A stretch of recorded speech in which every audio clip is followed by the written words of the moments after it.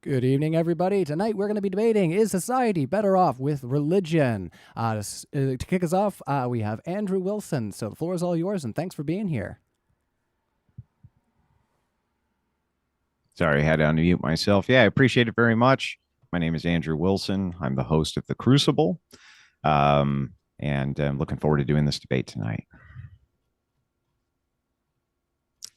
We're just doing intros there, right? Well, yeah, I mean, this would be your up to 10-minute introduction to Yeah, explain but why. yeah, Skylar's the challenger. He should be opening. Okay, fair enough. I mean, based on the title, it kind of, there's going to be some back and forth here. So, Skylar, if you want to open us up, that's cool too. Up to 10 minutes. The floor is all yours. Yeah, no worry at all. Yeah, usually the affirmative is what takes the first going, but I'm happy as the opposite of that to go. So first of all, thank you for hosting Modern Day Debate. Thank you for having me, and Andrew, thank you for debating. So usually I don't write anything as for these openers. I kind of say I write my bullet points, but I thought tonight I'd start with this, and that's that my opponent Andrew, a believer in the Christian religion, would have to admit, like any other Christian, his God is the only true God. Therefore, most humans have worshiped false gods throughout human history. All of these billions of people believing in false ideas about reality, viewing the world through the lens of their religious beliefs. A simple creation from their imagination, and now women don't have rights. Human beings become property, and humans start mutilating their own genitalia. Uh, Ironically, you're going to find, my position is just a little different from a position like Christianity or Islam, right? They believe that, all other religions are wrong except for theirs. And I just go ahead and just go a step farther and say all those religions that exist are wrong. And the reason being is, one being, if most religious, well, let's just say that, most religions are wrong on earth. There can only be one true religion. There can only be one truth to the matter, if there's a God, and what his nature is and what he's about and his rules of religion are.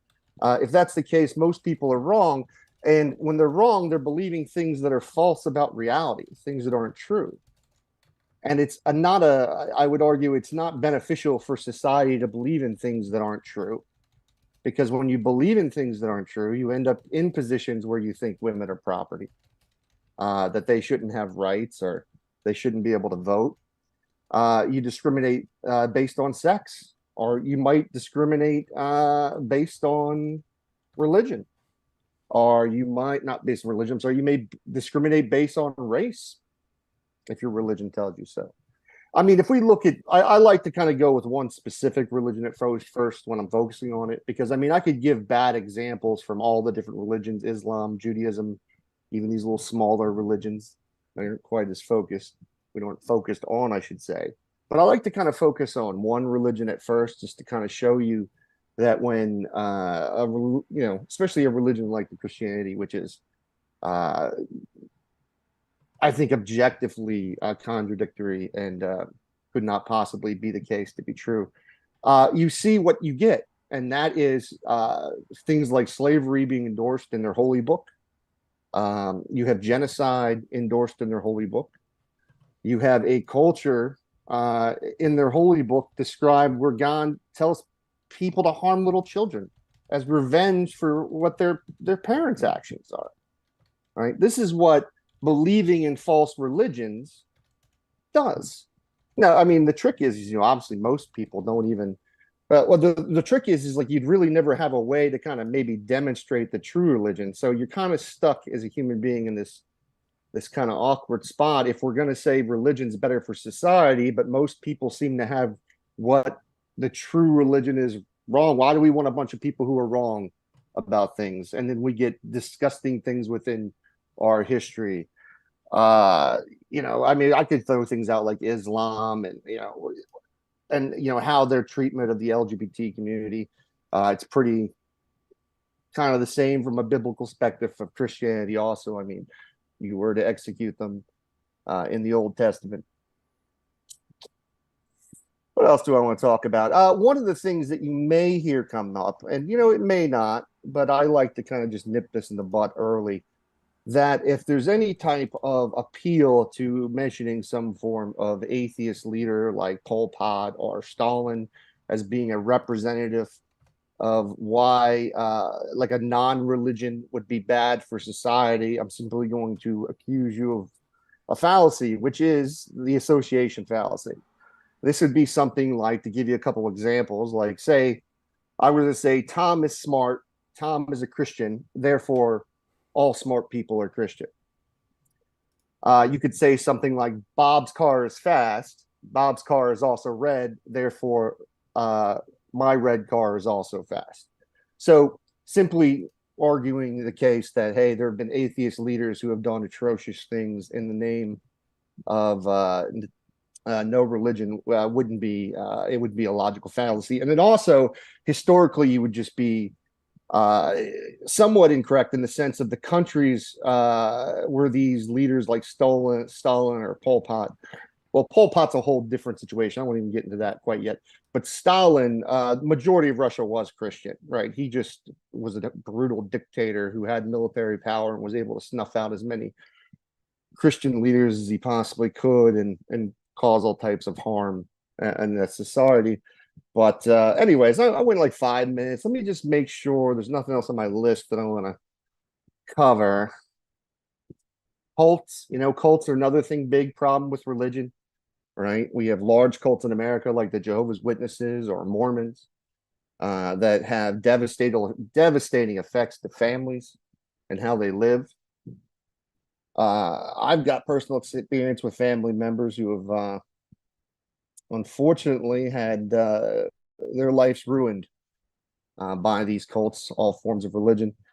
And I think I'm gonna end it there, and I'm sure we'll get more into detail as this debate goes. Thank you very much. Excellent. Well, thank you so much, Skylar Fiction, for your opening statement there. I just remind everybody that our guests are linked in the description. I got James on fixing up those links for you guys because Uzion said that there might have been an issue there. So I'm going to send him a message. And just remind everybody, we are going to do a Q&A at the end of this. Keep it friendly. Keep it civil. Over to you, Andrew, for your up to 10-minute opening. Thanks for being here, Andrew. Yeah, you're welcome. Tonight, as we delve into this debate, remember the topic is religion better or worse for society? My opponent will humorously enough postulate a society that basically looks like Christianity minus God and Jesus plus Coom.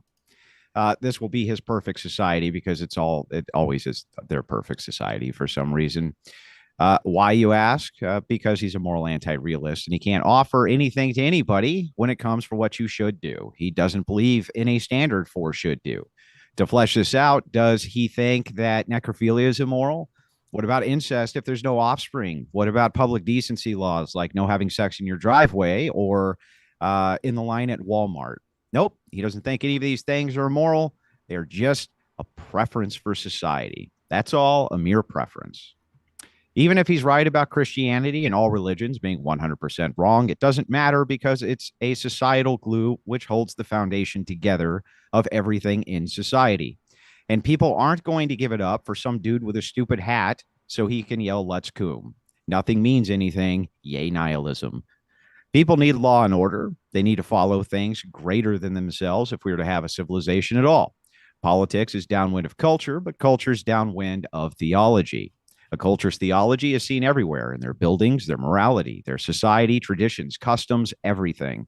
Literally, there's no escaping it anywhere on earth. For the Coom brain anti-realist, of course, what does culture look like?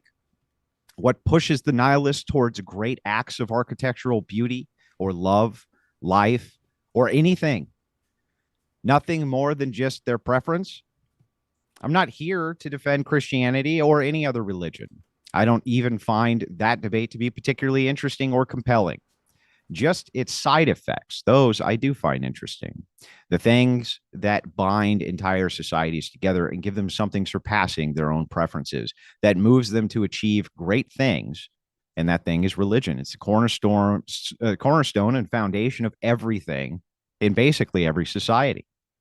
My opponent tonight has the great burden on him to show us his society lacking religion. How do they figure out what's right and wrong? How do they hold everything together? What does Coomerland look like? Religious people suffer less mental illness. They're happier and healthier. They have less divorce rates, better outcomes for children, and having an intact family. Study after study demonstrates this. It seems if Pascal's wager's on the board, then even our stupid-hatted friend over here should probably make that play. Because even if he thinks that religion's ultimately untrue, the outcomes for his children, if they're religious, is likely going to be far better. Kind of notations to his opening arguments. Andrew has to admit that God is fake. Who cares? This debate isn't about which religion is true or false, but if they're better or worse for society.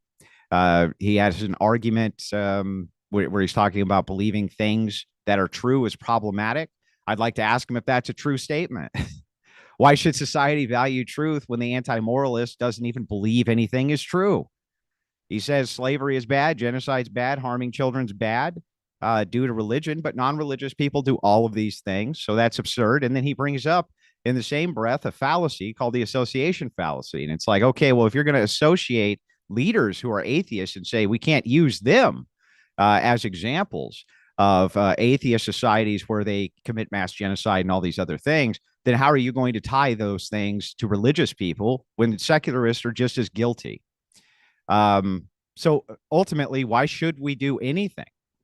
He mentions just a bunch of babbling about world leaders. Religious cults are problematic. I would concede that that's true, but plenty of cults operate under political prisms and have absolutely nothing to do with religion. A cult of personality, in fact, is one of the largest problems in society, has nothing to do at all with religion. And with that, I'm ready when you guys are. Excellent. Well, thank you so much for your opening statement there, Andrew Wilson. So everybody, I just remind you once again that Modern Day Debate is a neutral debate platform. We host debates on science, religion, politics, you name it, we will have it. We are going to kick it into an open discussion. And once again, if you haven't already, hit the like button. And if you got questions, put them in a Q&A and we'll read them at the end. All right, Skylar, we usually kick it over to the other side to open the opening discussion. So let's do it. Yeah, I'm going to start by just telling you right now, we're not having a debate on moral realism versus anti-realism. I'm, for the sake of the argument, going to accept that objective morals exist. So we're having a debate on whether well, we're not having a meta. Excuse me, sir. We're not having a meta start debate. Interrupting me already. I just started interrupting you. What are you going to do about it? I'm not doing a meta debate with you about the debate. The debate is the debate. So either make an argument or don't. I see. We're just going to be completely hostile. We're not trying to engage at all. I'm not your friend. You're already interrupting. I'm not your buddy. I'm not your pal. Make an argument. I know. This is you're a perfect example of what religion does to people. Yeah, make an argument. No, this is why religion's bad for society, because we get people because I told you to make an argument. Let's let him make his point there, and then we'll kick it over to you, Andrew. So what we'll do, where you guys you're both pretty lively here, we're gonna do a 1 minute back and forths and let you guys expound on your ideas, because we do want to flesh out your guys' thoughts. Okay, so Skylar, 1 minute for you, and I'll let you know when you're getting close to your 10 seconds. Sure. Religion, once again, causes harm to society because you believe in things that aren't true. Like, for instance, women shouldn't vote, or women shouldn't have rights. That's an example, and that would be objectively wrong. Yeah, so why is that problematic that women have no voting rights, or that men have no voting rights, by the way, Skylar? Why would that be a problem for society? Well, yeah, if you're not going to allow women to vote, that would be objectively morally wrong. Right, and that would cause negative effects on the society. Why would that be objectively morally wrong? Well, it's not about why it is objectively morally wrong. Do you disagree? What makes it objectively morally wrong? No. We're not. I guess we're not having a debate on. You made the claim. You made the claim. So back up the claim. You're confusing moral epistemology and moral ontology. What makes it wrong? You said it's objectively wrong. I'm granting real morals exist for the sake of debate. Are you saying it isn't wrong? Bro, you made the claim. I didn't make a claim. I am, and my morals aren't on debate here. We're talking about if Christianity is better for society. Yeah. So why? So back up. Why yes, it's more? Why it's immoral?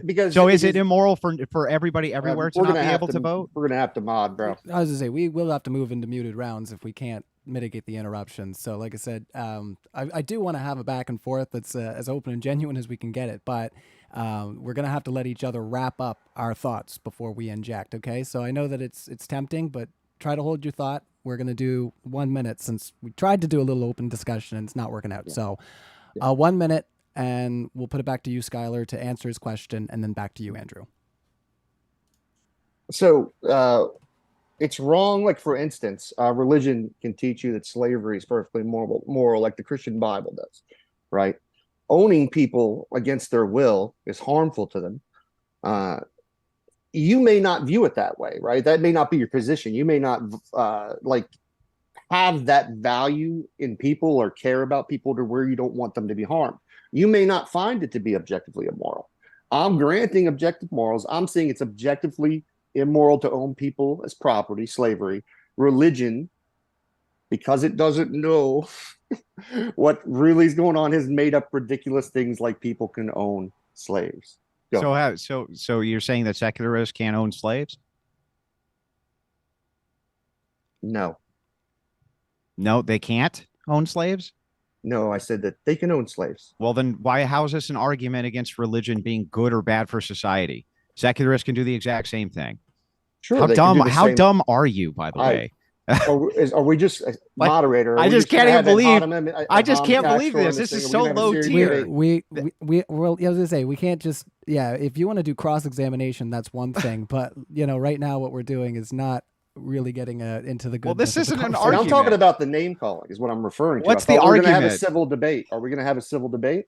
All right, I'll have a civil debate with you. What's the actual argument here? If secularists can own slaves and religious people can own slaves, then how is it that secularism is better for society because religious people and secular people can both own slaves under both purviews of both systems? No, what you've done is create a straw man of what I was originally saying. What the damage of religion is because all of religion has got it wrong. You guys, the religious people, make up ridiculous ideas like women don't have rights, people can be slaves, people can commit genocide against children. That's what religion teaches because they don't have the actual access to whatever the true God may be. Because, like I said, as a Christian, you would admit everybody else is wrong except for your particular God. I'm not here to defend Christianity. It's outside the scope of the debate. I'm here to defend whether or not religion is good for society. And all you're doing is making every criticism you've made so far against religion being bad for society is the same criticism I can make towards secularism being bad for society.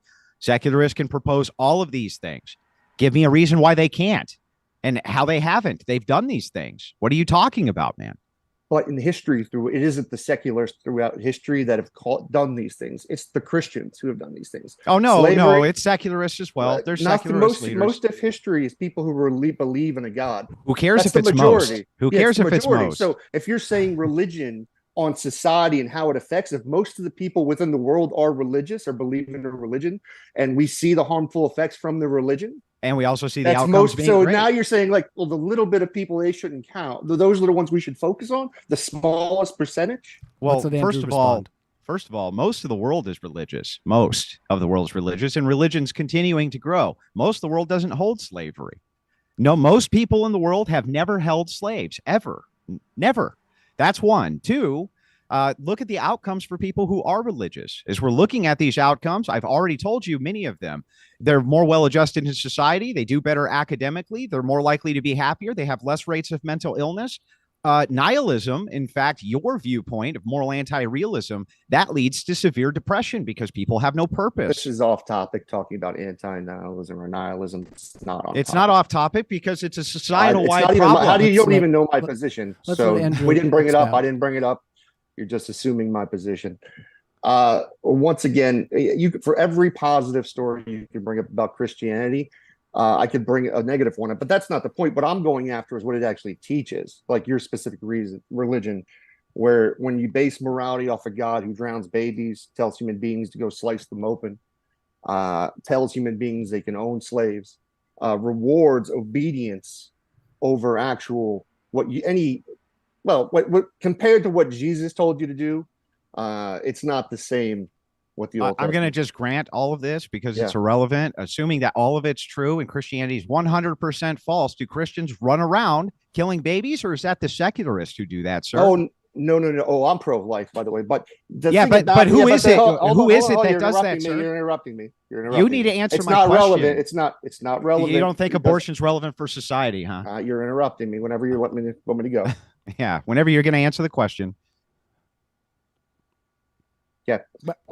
My personal beliefs, once again, aren't really relevant. What atheists believe really aren't relevant to a debate. We're not arguing whether atheist views are better for society. We're arguing whether Christian views are better for society. And Christian views come from the Bible, where God, where you're not even consistent with your own views because God has. Doesn't matter. I don't care. I'll just concede. I know. I'll just concede it's not true. It doesn't matter to the debate. Don't you get that yet? Okay, so then believing in then I would go back to, once again, believing in things that aren't true aren't good for you. Oh, okay. So tell me, do you have any type of metric for what is true? Oh, we're not talking because if you have no metric, once again, you're trying to have precept. That's not. Hang on. Stop. I'm talking about society. If you have no metric for what is true, and you postulate a society where untrue things are not things that we ought to believe in, I don't understand how you reconcile that contradiction, Skylar. Well, we can actually observe things that are harmful for society and recognize things that aren't good for society, like slavery. You would agree slavery is not good for society. Well, I mean, I think that's probably true. Yeah. But again, going back to the abortion argument, you probably think that's true. And you probably I can envision some circumstance under some ridiculous hypothetical where you could make some case for slavery. Yes. So can you. So can everybody. Genocide. Could you do it with genocide? Well, I don't know. Maybe in the most ridiculous hypothetical possible, it might be possible to do. Same with you. Sure. So, I mean, it doesn't even sound like you're articulating what Christian beliefs are. I don't need to. I don't need to do that. Well, all I need to do is demonstrate. I mean, when you talk about your morals, you are referencing. When you say that you're pro-life, you said I'm pro-life. Okay, great. You're pro-life. Is it the atheists who are against abortion, or is it the Christians who are against abortion, sir? There's lots of atheists who. Yeah, mostly. This is the association. Yeah, the over the top. Right okay, so you're literally committing the fallacy. Do you think? Let's let Andrew. Do you think inside of your worldview that it's way more Christians who are against abortion than it is secularists, and that it's secularists who push the notion that fetuses aren't even human beings? That's pushed by their ideology, not by Christian ideology. You think that in and of itself is bad for society, or you wouldn't be pro-life. So immediately you're siding with Christians on this huge issue inside of society now. It's not a Christian. You guys, there's nothing in your Bible that teaches you to be pro-life. God isn't pro-life, but that's not the whether it's taught to them or not. Hey, you're interrupting me again, so I'd like to be able to just get a word in just there for a second.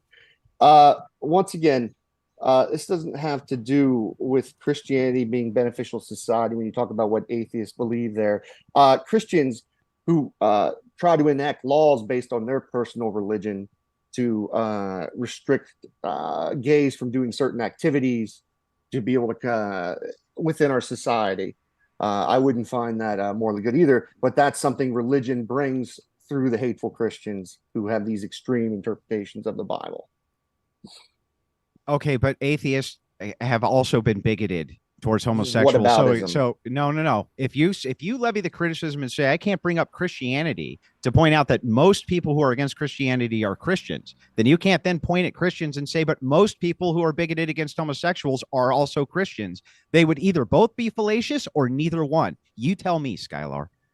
I think you're missing the point. Once again, it's the religion that teaches the bigotry of not accepting homosexuals. Right now, yes, can people who are not religious believe also have bad feelings towards gays or negative views on gays and their particular rights, what they should be allowed to do? Sure, not the point, right? Religion is the one through their holy book, right, that told you to execute gay people. Right now, you're just to the point where you're like, I just want to limit their rights. But, you're taking a little bit more of a... And scientism brought us eugenics. What's your point, dude? What aboutism? We were not talking about scientism. We're talking about Christianity. We're talking about religion. Religion and society. And not only that, let's dive into this. If any time I make an equation towards, wait, Christians don't do X, atheists mostly do X, and your response is that's fallacious, you can't say that, then you also have to be held to the same exact standard, Skylar, and can't then say because most Christians do bad thing, and most atheists don't, that's not fallacious. It's the same argument in reverse. Why are you not getting this? No, I'm referring to the teachings. You're referring to the amount of people who believe eugenics is a teaching. We weren't talking about eugenics. I brought up eugenics. I know it has nothing to do with the topic. Yeah, we're not. Yes, it's a counter. It has. I'm not. I don't have enough information about eugenics to have a conversation with you. Yes, of course I don't. You fucking dick. You want to try to not be as fucking like such an asshole. You seem so mad. You're so mad, bro. Calm down. No, see, now this is what I'm talking about, folks. If you ever want, this is what Jesus talked about. By their fruits you'll know them. Go ahead. Yeah, well, make an argument. Make an argument that you can attribute to me that I can't just attribute right back to secularists. You can't do it. And anytime you call out any type of fallaciousness or fallacy. Yeah, anytime you call out the fallacy, you would be guilty of the same fallacy by that metric. I would not be. How are you not?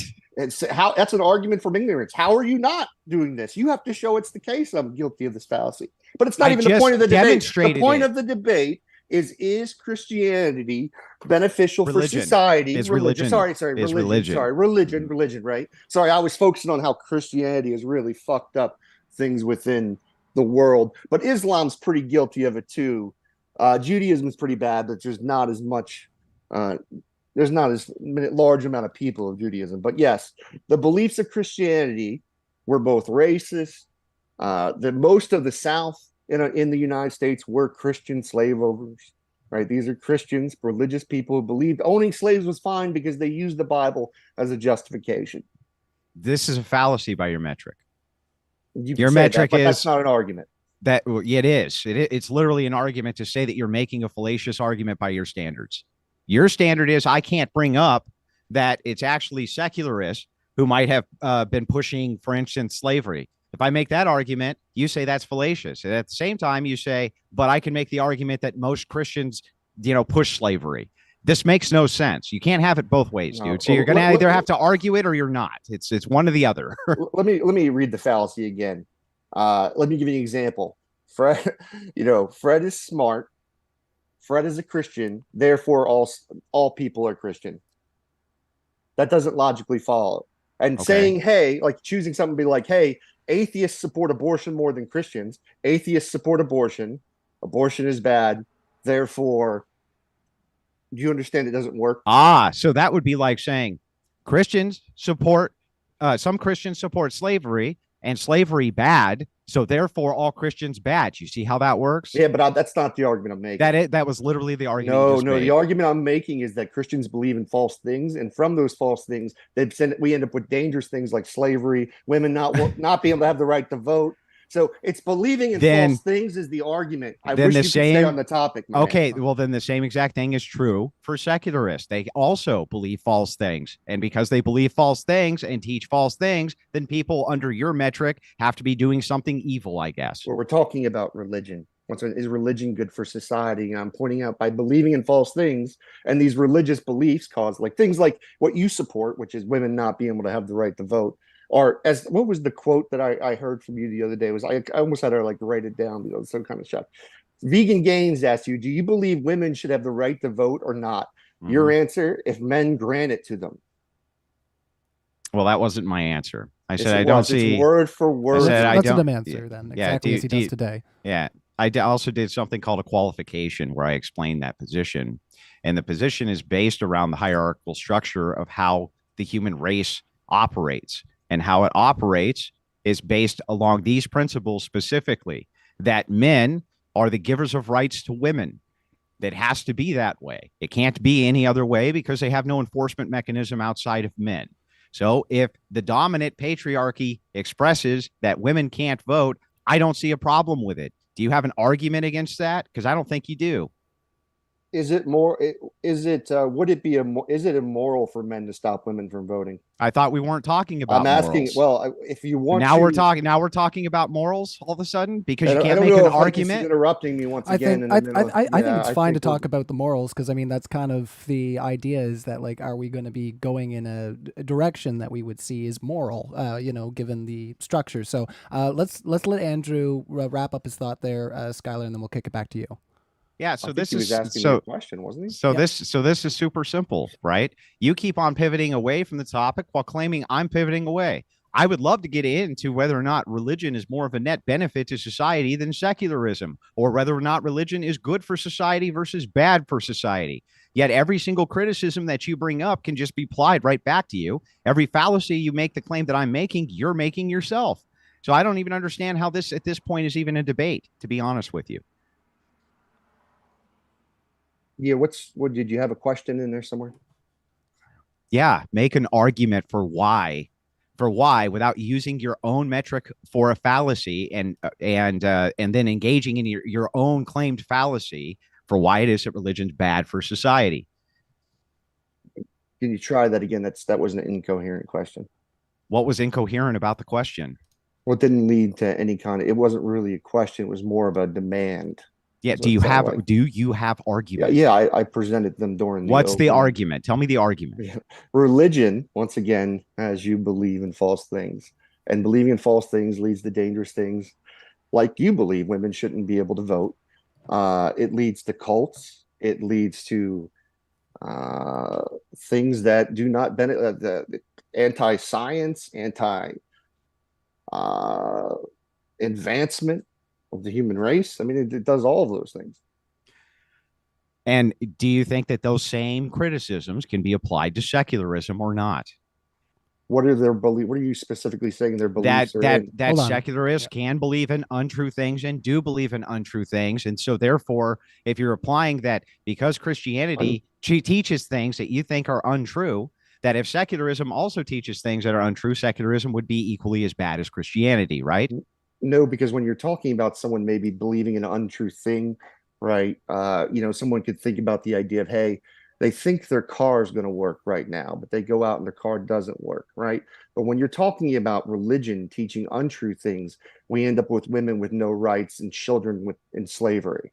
And why should we value those? I think there's a big category for difference. What's the category? What's the category difference? Secularism can also lead. We're not arguing secularism. Secularism can also lead. I'm not even seculars. Secularism can lead to the same outcomes. Well, if you're arguing against religion, then you have to replace it with something or nothing. No, I don't. That's ridiculous. Something or nothing. That's not how debates work. It does if you're making a prescription for society. You were supposed to be arguing. For society. Andrew. You're interrupting.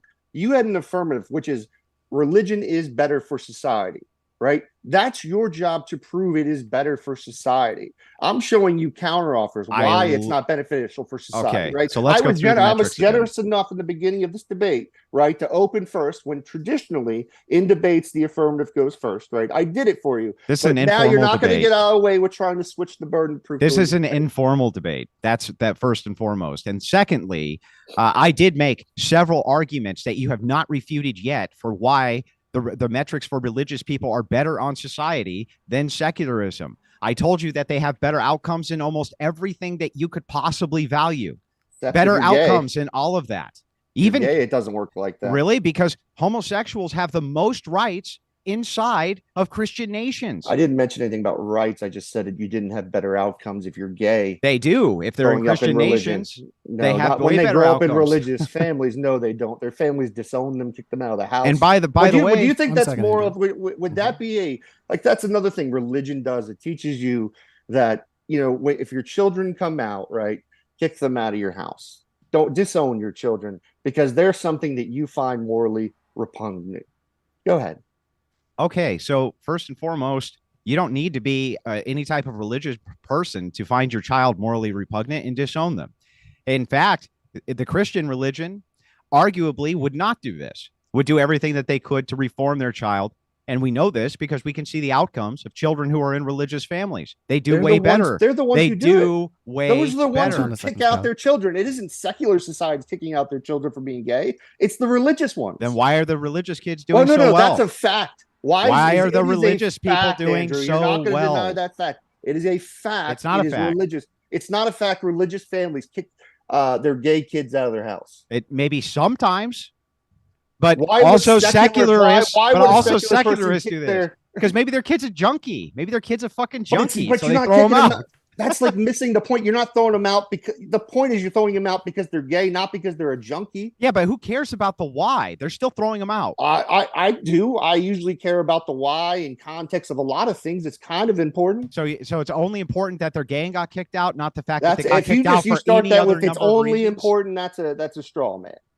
What? Well, I mean, this is your argument. Your This is my argument. Hold on, let conclusion, Andrew but speak it's first not here. really. It's not really my argument. Your argument is to say Not.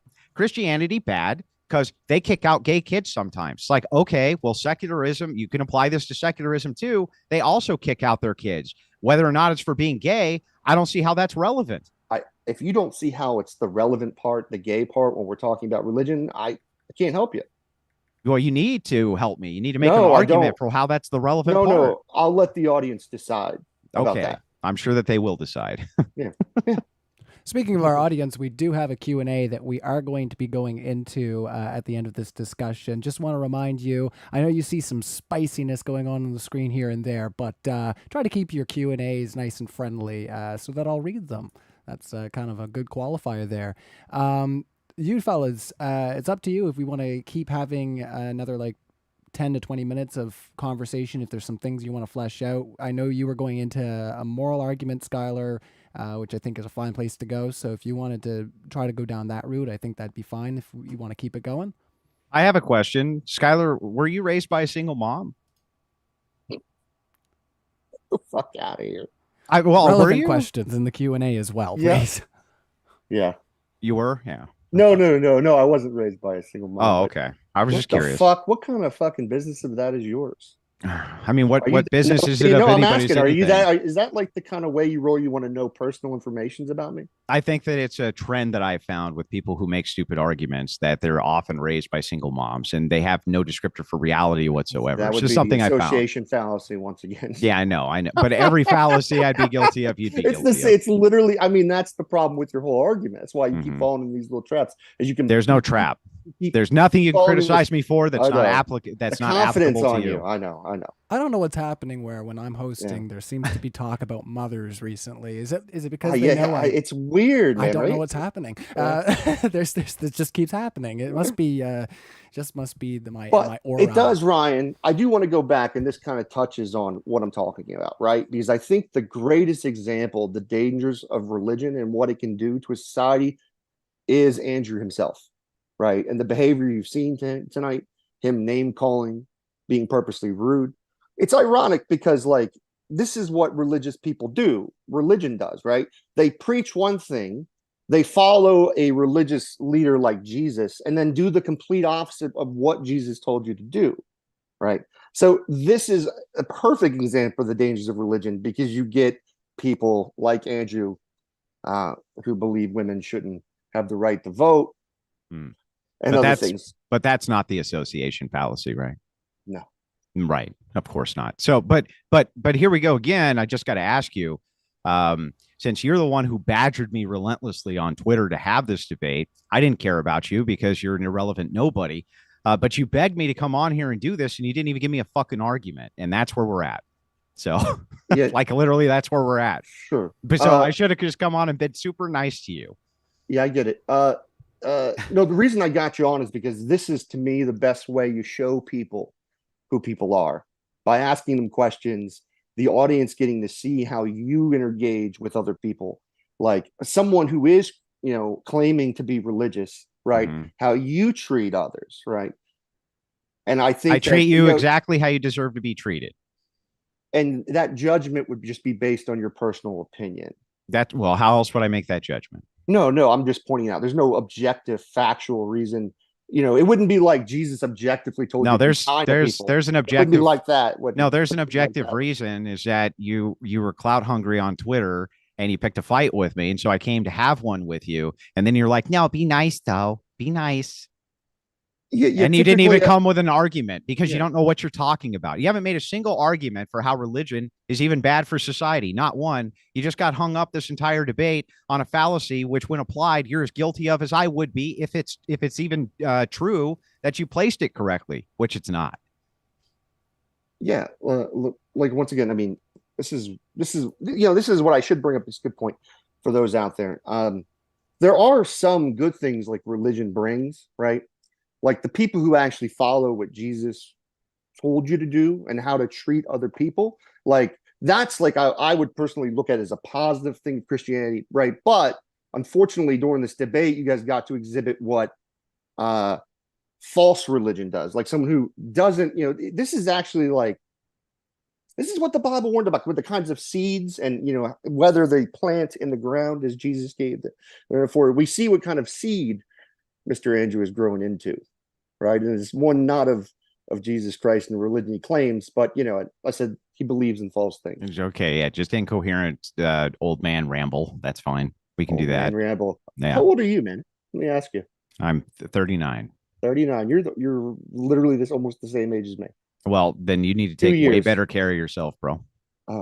Oh yeah, that's right. I forgot that, as this is one of your religious beliefs, that you focus so heavily on people's looks, and this is why you guys are always attacking women, you and your wife, and I guess cucks. I don't know, you guys have a weird obsession with men who have sex with other men and like to post about it on Twitter. Yeah, I know. I know. Everything in society needs to be steal it all from the religious, and then subtract God, add coomerism. I know that's always where you people want to go with this. You don't have anything else. I don't know what coomerism. Mm-hmm. Would you like to define that? Yeah, like cocks, no sexual morality, none of that. All the things that you follow it on Twitter, like you literally reshare all these. Because it's a culture war. Do you understand that? And oftentimes pointing that out, putting a spotlight on it is important. Would you share pornography to stop pornography? Well, I'm not sharing cookery. What are you talking about?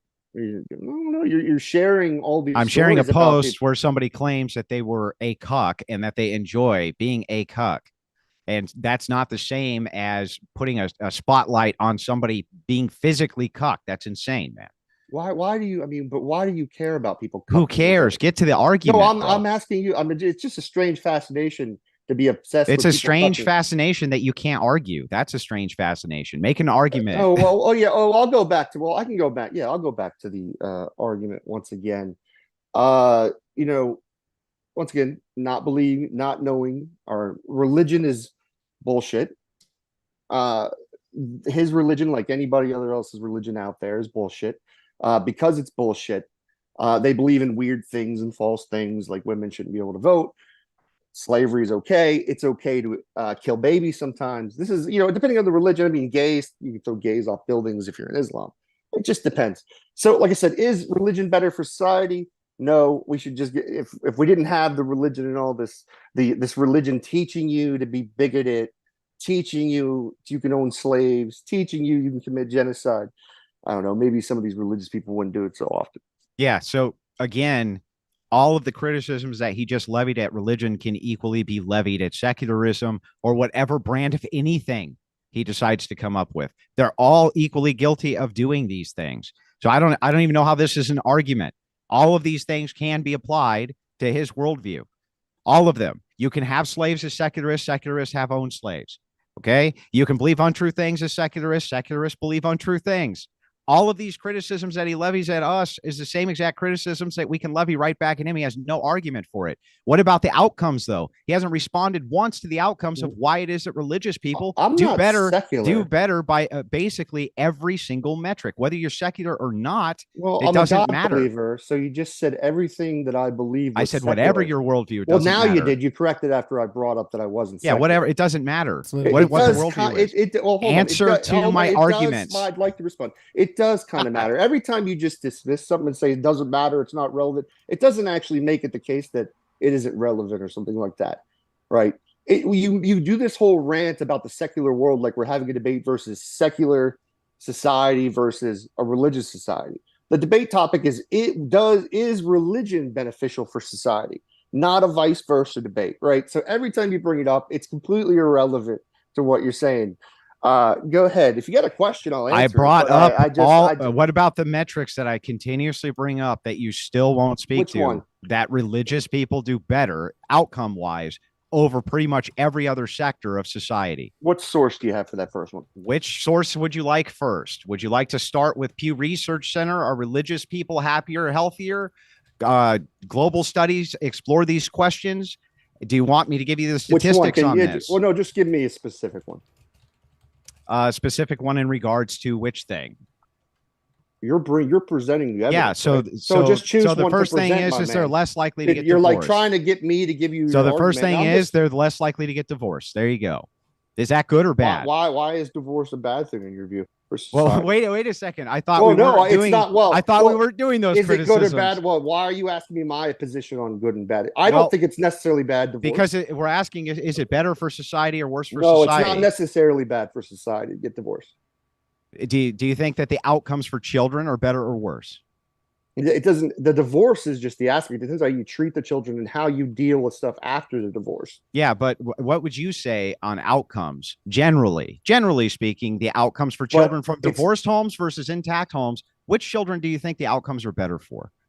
It's because of what happens after the divorce, not the actual divorce. You can divorce itself because there are lots of people who get out of bad relationships, like people who are in cults, like Jehovah's Witness cults, and have to escape their husbands, right? Have to get out of places where like their husbands don't believe they should even have rights, right? These are good reasons you should be able to get out of a marriage if your husband's insane or your spouse is insane. So divorce isn't in and of itself a bad thing. You're saying that the way human beings treat divorce afterwards and how they treat each other, and they don't put the kids first, that's what you're saying is the bad thing. Yeah. Okay. So all that leads from the divorce versus having the intact family. You could have well, here, no, it does. It necessarily entails that because you have a separation of mommy and daddy. So if you have a separation of mommy and daddy, they're no longer there together as a unit raising children. That's a necessary entailment of divorce. Does every divorce equal bad thing? The outcomes I said in general are worse. No, that wasn't my question. And I answered your question with my answer. Yes or no. It's a yes or no. Not every time. No. Right. So then. I didn't say every time. It's not in and of itself. You're just saying, but that's not the divorce thing. Dude? I know laughing isn't an argument, man. Laughing at yourself. I gave you an argument. Smoke more cigarettes, man. Smoke some more cigarettes. Well, eat more cheeseburgers, dude. Eat more cheeseburgers. I gave you an argument. Eat more. I don't even eat cheeseburgers. Let's get back to the topic there, guys. Well, it's just yeah. So, well, anyways, I don't know where we're at this point. He's not really engaging. He's just. I literally gave you a great argument and you won't even respond to it. You just said, no, it's not actually divorce. It's not an entailment of divorce and the separation of the parents that leads to worse outcome for the children. Yeah. It's that, the after effects of how they operate in a necessarily different dynamic. That's the problem. Yes, that's exactly right. Okay. So if that's true, then the outcomes of people with divorced parents generally for the children, that's bad. That's not good for society, right? The reason we have so many problems, especially in our society, with single parents is because of how economically bad it is in the United States and how expensive it is to live and how we have so little assistance, government programs to help support single mothers or single fathers on their own. But that's a whole different topic. That's super funny that you bring that up because as it turns out, even single moms who have all these government assistance programs available to them still have children who have worse outcomes than if they're in an intact family unit. Who would have thunk it? Yeah, you don't have to be married in order to have more than one person in a unit.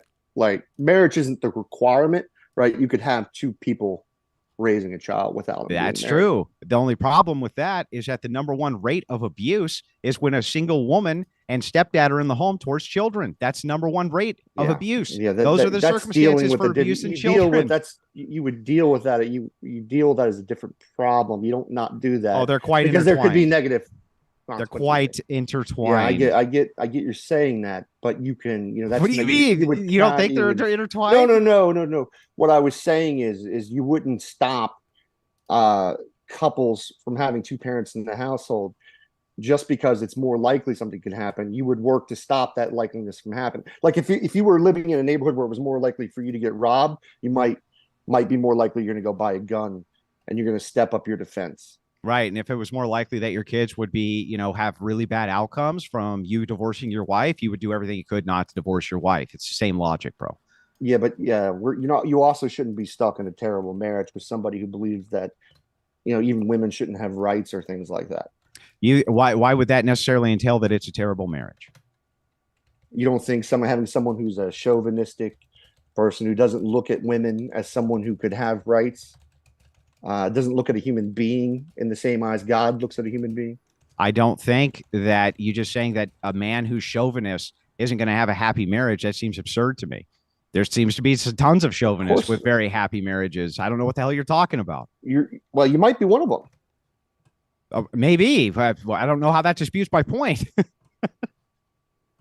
Yeah, I mean, listen, there are some people who like abuse, I guess. I mean, yeah, they may be happy with the abuse. They kind of like fall into the victim. It's why like, do you I think mean, that's it's like abuse? well, it's not necessarily. What makes it abusive? It is abuse. It's like mental abuse. Like it'd be like me crippling my children by constantly telling them they can't do something, or like it's morally wrong. Like if I had a gay child and I constantly told them how bad they were and how morally wrong they were, when in reality that's not really the case. That would cause mental damage, just in the same way as when you're talking to a woman and tell them they shouldn't have the same rights as you, a man, because you are big and tough and can. What if your woman doesn't want rights? What if she says to you, I don't want to vote. I don't want to do any of that shit. I just want to stay at home and be a homemaker. Are you being abusive to her then? No, but that's No. once again, that's the kind of religion. That's what religion does. It gets people to a point where they feel like it gives them great outcomes. That's right. Yeah, it doesn't give them great outcomes for women. It sure seems to. You haven't disputed a single fact that I've laid out. I'm sorry, you're saying it gives good outcomes when women don't vote? It seems to give good outcomes when women stay at home and men go to work. It seems to be the best and most well-adjusted way. Work. That Do you know why? I said vote, not work.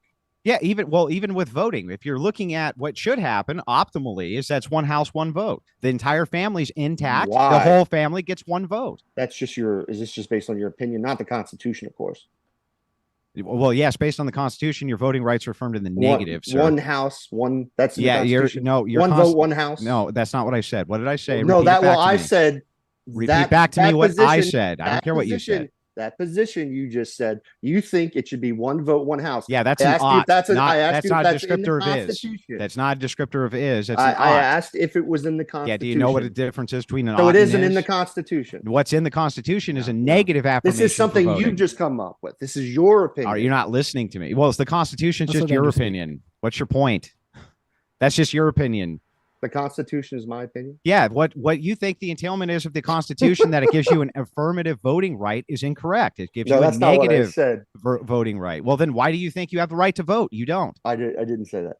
Well, then why would you argue that women should have the right to vote via the Constitution when they don't? What you're talking about is trying to get women. Look at this guy laughing. Smoke another cigarette, man. My sweet revenge will be one day when I don't even have to do anything. You're going to have a heart attack long before I get lung cancer. Don't worry about it. Yeah, you look like Rob Reiner. Because you look like Rob Reiner. Yeah. Does Rob Reiner have heart attacks? Yes. Yes. But so do you associate people the way they look with how they have a heart attack? Like Rob Reiner? So you get done saying I can't wait till you die. You say I can't wait for you to die from smoking. I didn't say that. Yeah, you did. That's what you said. I did not say I can't wait for you to die from smoking. That's basically what you said. Yeah. So that's not what I said. Yeah. Okay. Well, what did you say? Smoke another cigarette. Are you listening? Are you listening? Yeah. I'm paraphrasing. Because you're owning yourself every time you smoke a cigarette. Yeah, got it. You're owning yourself every time you open up that mullet. So either we get back to the subject or we can go into the Q&A. We can go to Q&A. I think I've had enough fun with this guy. All right. I figured like we were getting close to the end. We may as well just get all the frustrations off our. I mean, maybe that's not even close. We're gonna find out during this Q&A just how juicy this is. All right. Well, I want to remind everybody, keep your super chats friendly, no matter what you're hearing in the debate here tonight. Some spicy back and forth, but that's fine. We expect that every once in a while. So yeah, get your Q&As in, and we're going to start off $5. Oh, Flamio. Skylar, what is your defeater for discordanism? You'd have to define what discordanism is. I don't know what that is. Let me look it up right quick, because I am not sure what that is either. That is see, we're all just kind of here like, what is that? Nobody's ready to define it. Let me see how Google defines it. All right. Is a religion, what is the concept of discordianism? Is centered on the idea that both order and disorder are illusions imposed on the universe by human nervous systems, and that neither of these illusions of apparent order or disorder is any more accurate or objectively true than the other. Sounds like some sort of solipsism, but I'll just have to look more into that. I don't have an answer for that off the top of my head. All right, let's continue on. Stay curious, $5. Thank you so much. Andrew, would you be my slave under a context where slavery is okay? If you could envision some hypothetical, like the whole world is going to explode unless you become this guy's slave, then maybe I could entertain something like that. But it would have to be some absurd fucking hypothetical that I couldn't even envision it as being anything realistic. But I think that you could come up with bizarre hypotheticals to the extent where not agreeing to them almost seems absurd. All right. Any thoughts on the other side, or you want to continue? I just think I find it funny that the people who supported slavery in the South, uh, they were able to justify it by using the Bible, the holy book of Christians. Yeah, and the people who freed the slaves in the South also were able to justify it using the holy book. So I don't know what your point is. Well, it shows you that the book is contradictory and it's irrational. No, it just shows that there's different interpretations of the book, not that it's irrational. No, what interpretation of the Bible how do you fall in those interpretations of slavery? It doesn't matter. The point being though is that you can't again levy that criticism, right? Knowing that the criticism in the opposite direction is just as true. It makes no sense, man. Do you find slavery to be objectively immoral? That's outside the purview of this debate. No, I know, but it shows. Well, you're saying something like how a society is run. It's run. You would agree that we should run society based on your morals, right? Well, again, that same criticism would be directed right back at you. Well, no, that's a question. That was a question. I'm asking you: do you think we should run society by our? And this question sent back to you would have the same answer, which would be yes, right? Yes. Okay, well then, okay. What do you argue? So every criticism directed. Hold on, it's Andrew's question, so let's let him talk there. So every criticism directed at me is just directed right back at you. It's the same exact criticism both ways. Yes, I want society to be run by my morals. You just agreed. You also want society to be run by your morals. What's your point? No. That's not what I was saying. That's what you said. Well, I'm trying to articulate, but you won't calm down. So your morals come from your religion, right? Yeah. Religion, you're arguing religion is better for society. Yeah. Now, your morals, though, don't say it's objectively wrong to own slaves. That even if that were true, right? Assuming that's true, it would not matter if the criticism back towards you is you also want your morals to. So whose morals do you want society to adopt? I'm not granting you that I want that. Well, I'm not granting you anything either. So you're not going to admit that you're not going to admit either. That my views on morality and religion aren't up for debate. Is Christianity better for society? No, it's not. I mean, religion better for society. Your religion is Christian, or worse for society. And you're arguing for why it's. And you haven't made an argument. Go ahead. Yeah, I have. I've made multiple arguments for why. Divorce. No. I laid them all out multiple times, and you just refuse to engage with them. And it's why it is. It's because you anti-moral realists are always the same way. It's the first time you've ever really had to take a position ever, right? And you can't defend it. You can't really defend it at all. You want to keep bringing it back to the biblical basis of what my personal beliefs are, which have nothing to do with the debate at all. You can't accept a single criticism for how secularism can be problematic for society. You can't even accept it. It's a big problem with people like you, man. Well, let's continue on from there, unless you want to respond to that, Skylar. He did kind of. Nah, we can go. All right. I was going to say, where you implied Skylar, you might have wanted to respond, but we will continue on. There's going to be lots to talk about, I'm sure. Keep your super chats coming in. Keep them friendly. Jolly Roger, $10 Canadian. Hey, oh, Canada. Coming right at you there, Jolly Roger. Andrew, this debate asks, is religion good for society, not religion versus secularism or anything else? You aren't defending religion, just sidestepping with whataboutism. Okay, so again, if every single criticism that's levied at religion can be levied back at any singular system, then it's already a whataboutism. The opening arguments are a whataboutism. However, I laid out a compelling case for how the metrics for people's outcomes are far better if they're religious, which is a positive argument. And none of it was ever refuted. Wasn't even tangled with. He didn't even attempt to do it. Yeah, I agree with the person making the comment. It is definitely whataboutism. He's trying to have a debate versus secularism versus religion or whether what would be better for society. It wasn't the debate topic. That's all I have to say. Any wrap up there, Andrew, or just continue? I mean, I gave tons of carefully crafted arguments that have data which back them all up. I don't know what else you could possibly want. He didn't even engage with any of them. Instead, he wants to go back to how some people in the South were racist because of Christianity. It's a stupid argument. And when applied, it made no sense. And it still makes no sense. All of his criticisms directed at me for Christianity, directed right back at him for whatever worldview he could possibly postulate under what he considers to be fallacious. Just saying. All right, well, let's continue on. We got lots of super chats coming in now, and keep them pouring in, everybody. We love the questions. Our beloved Ozion Talks is moderating tonight. Thanks for all you do, Ozion. And he's also put in a super chat for $5. Andrew, why are only 15% of the people who believe abortion should be legal in almost all cases are atheists? 85% are not atheists. Reference Pew Research. Yeah, so this is interesting, though. You have to look at it based on self-ID. So almost everybody self-IDs as some form of Christian in the United States, right? Not everybody, but it's a huge portion. You have to look at who are practicing versus non-practicing. That's where you can really dive into the data and figure this out better. And you'll find the more religious a person is, the better the outcomes are. The more religious they are, the less likely they are to be involved in abortion, things like this. So we would say that just saying a self-IDing as Christianity without practicing it is worthless. You can self-ID as whatever you want. That doesn't mean that you're that thing. I can add to this, actually. There's when you look at the history when it comes with abortion and politics and religion, it used to be in America that the religions constantly, all the different Christian denominations constantly fighting each other. And politically in this country, what they ended up doing was rallying around that particular issue, abortion.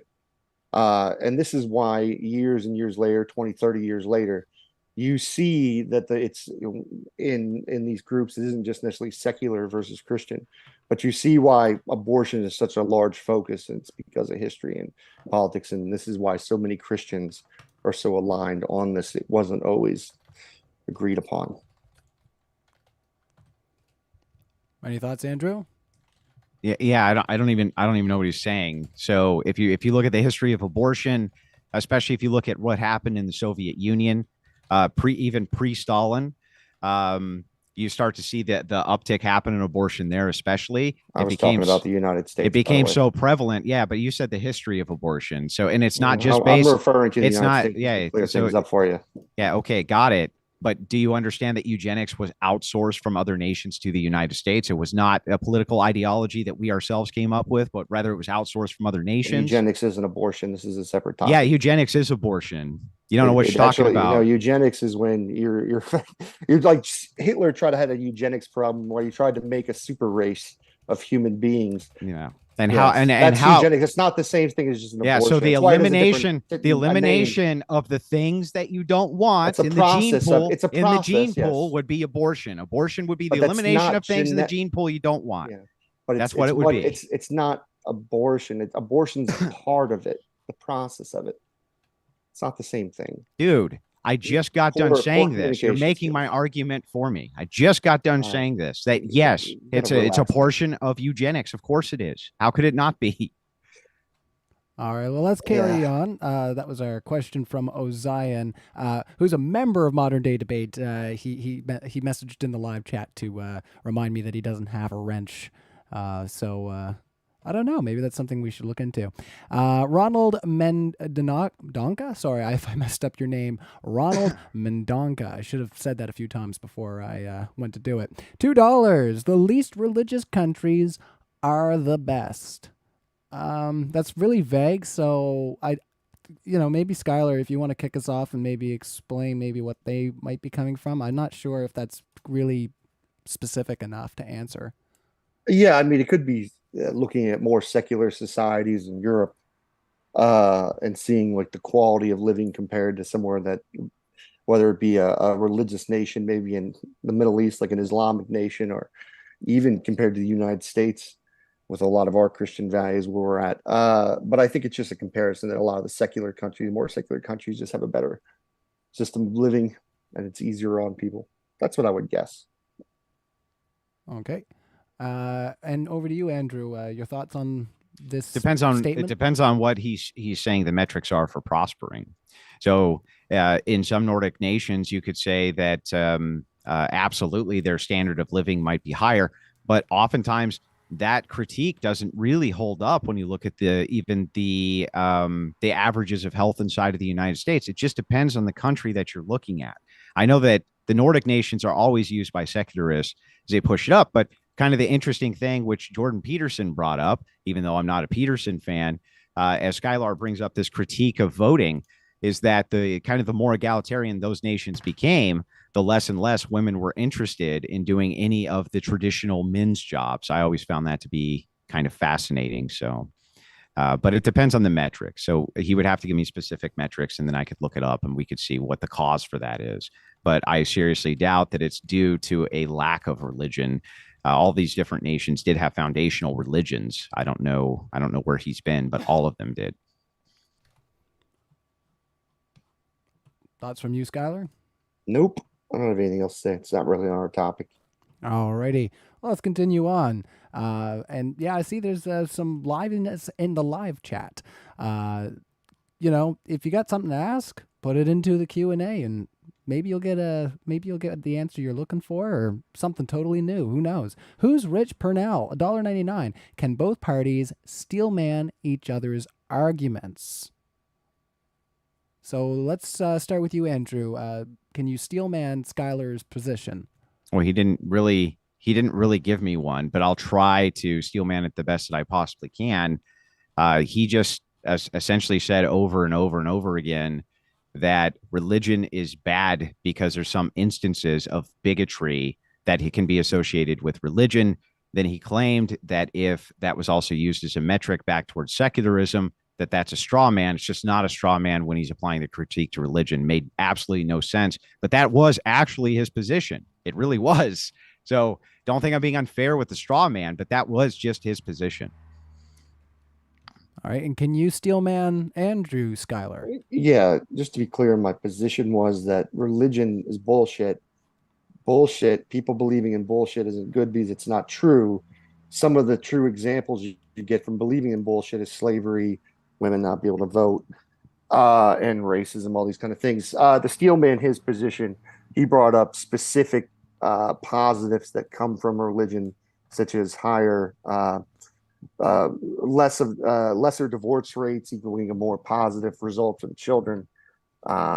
He brought up a study on it being more positive, religious people being more happy and living more positive lives.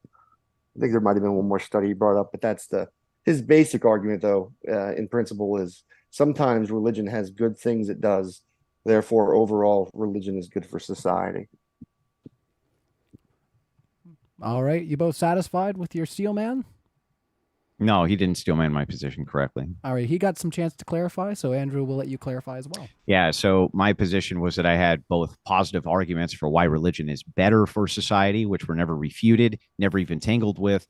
And then on top of that, any of the criticisms that he levied towards me would be equally something that could be levied at any system that he postulated forward as any replacement or absence thereof. So that's the proper steelman. And that's the actual truth. That's what happened. Tingle, tingle, tingle. All right. Saying politics. 30 somethings or another. Andrew, religion had brought way more negative outcomes for most people throughout history. Secularism is not even comparable when it comes to the amount of people negatively impacted. Based, Skylar. That's your first super chat. Thanks, Saying Politics. He's coming at you. He's right.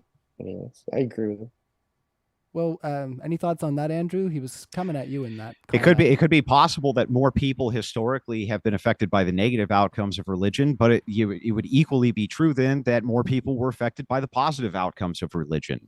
And if you look at the foundational practices of religion, the morality, the infrastructure, everything which religion has brought us, I would say that people have been much more positively affected than they have negatively affected, which is kind of the point of the argument to begin with. Yeah, I would say that because of religion, women didn't get rights in the United States till the 1900s. And I think it was the 1800s for Europe. So yeah, I don't think it had a very positive effect on women. Any thoughts, Andrew? He's just simply picking out an isolated situation. So I don't even know how you respond to that. It's like at this certain point in history, bad thing happened, right? But if you look at kind of the historic record, this is not true. We had Christian empires like the Byzantine Empire, for instance, which was definitely a hierarchical, patriarchal structure, but citizens seem to do extremely well under those conditions. And we see this throughout history. We had huge empires where civilization simply flourished under Christianity. So I don't know where he kind of comes up with this at all.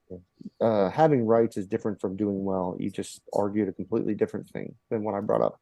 Well, you brought up a thing, by the way, inherent human rights is a new thing. I said you're just picking an isolated point in history. That's it.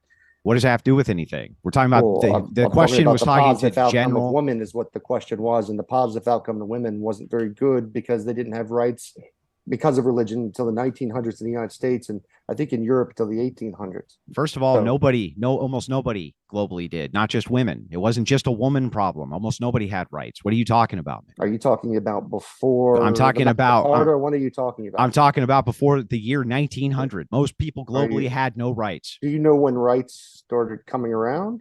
Are you aware of the history of this? It depends. If you're going to talk about the Magna Carta, the Magna Carta the might one have I been just a good, brought up. Yeah, that could have been a good starting point for rights. But even before that, in Rome, Roman citizens had rights. At least to some degree. Yeah. Yes, female Roman citizens had rights above that of the serf class. They didn't have the equal rights of men. No. They didn't. You said now you're slipping in equal. That's not what you said. You asked about. Are you rights. Against equal? You don't think it's positive for people in a society? I don't think it's possible. Rights? It's not possible. I didn't ask you if it was possible. Women. I asked you if it would be positive for equal. Well, if it's not possible, then how could it be positive? No, you can ask hypotheticals, man, and answer hypothetical. And this thing where you just like act silly and mock, like it's not an effective argument. It just comes off worse for you. It was a great argument. I'm asking you how if it's not emotional reaction. If it's not possible, how do you want me to make the argument? Exactly. That's your claim that it's not possible. Well, we could get into why it's not possible. Women literally have the right to vote in this country now. Well, so no, they have possible. They have the illusion of a right to vote. That's no. They are able to vote. No, first of all, nobody has a right to vote in this country. I'm saying that the principle is that they can vote, right? And religion took away their way to vote, and they weren't able to vote because of religion till the 1900s in the United States, 1800s for Europe, right? So it's religion that harmed women by not letting them have a choice. And all your argument is like, well, we won't let them. So hang on, whether it's moral or not, or whether it's positive for women in society. Wait, you think that religion is what caused women to not have the vote? No. That's what you just said. You just said religion it's not just vote, it's rights, anything. You think that religion is what caused women not to have rights? Yes. Women were considered property under religion. Yes. Okay, so to get this right, when do you think that changed? When do you think that changed? When do you think that it changed that religion was no longer a factor for giving women rights? I'd like to know this. No. I said women were considered property under religion. Yeah, that's not my question. Answer my question. Well, that's not what my point was. So it's not. Why are you asking a question not based? I'm asking a question that is based on your. So you're making the claim. You have a new question. What's your new question? You made the claim. Here's your claim. You tell me if I got the claim wrong, because I'm going to read it back to you as verbatim as I possibly can. You claimed that religion was the cause of women not having rights. No. Well, yes. Okay, so depends on what you're talking about. So when did that change? Women don't have rights in Saudi Arabia. Right. Well, when did that change? When did that change, do you think, where religion was suddenly exited the picture and then women got rights because of the lack of religion? Well, because when religion had less control over government, that's when it happened. Wait. Okay, hang on. So back up. You're saying we went to our rights are granted by the Constitution. I just want to make sure I got this clear. So you're saying that pre-Constitution, women had no rights anywhere? No. That's not what I said. I said women were treated as property through religion. Okay, but even if I grant that at some points in history, that's true. That at some points in history, in history, that's true, sure. And men were treated as property by other men too. Yes, they were treated as slaves. This is kind of begging the question, though. And I'd like to know Begging what question? When did the deviation happen? What question? When did the deviation happen? Answer What my question. I'm Will, not what going question off on a sidetrack. You just said I begged the question. Answer- What Hold are on. you saying? Let's that I let, begged? let's let Andrew Bro. answer. I'm ask not going his to let it question. go. So you can answer. Yeah, that's fine, but you need to answer to my actual question, right? I'm not saying that you're committing the fallacy of question begging. I said that Just you're did. begging the question. That's what the fallacy. No, is that's a begging the normal. question. That's normative terminology. I didn't. So what question am Didn't I accuse begging? you of a What fallacy. question am I begging? So it begs the question then, when did the deviation happen? When do you think the deviation happened where religion stopped oppressing women so they were able to get rights? You think that this was during the Constitution? No. During 1776? Well, it's not just the history of the world. It's different time periods for different locations. It's not just one universal answer where on this date in this year, all of this switched over. It's a slow, gradual process. Then if that's history. Right. So if that's true, then why would you say that religion was the only cause of the oppression? That makes no sense. No, I didn't say it was the only cause of the oppression. You said they only got rights post-religion. That's why you're arguing. Hold on. Let's let Skylar speak for a minute. You straw man my position, and this is why you're coming to bad conclusions. Never used the word only. I said religion teaches things like this. Religion, like your own Christianity, Islam, Judaism, teaches that homosexuality is abomination. It taught that women aren't equal to men. This is where you guys get these religious values that you try to put on society and make laws to where women can't vote. Gays aren't able to marry or adopt children. You know, probably the most hilarious thing about this debate. Tell me what's the most is all the clips that I get to get out of this of you saying I didn't say the thing I just said 5 seconds ago. I didn't say the thing I just literally got done Andrew, saying. make me famous. Make me famous.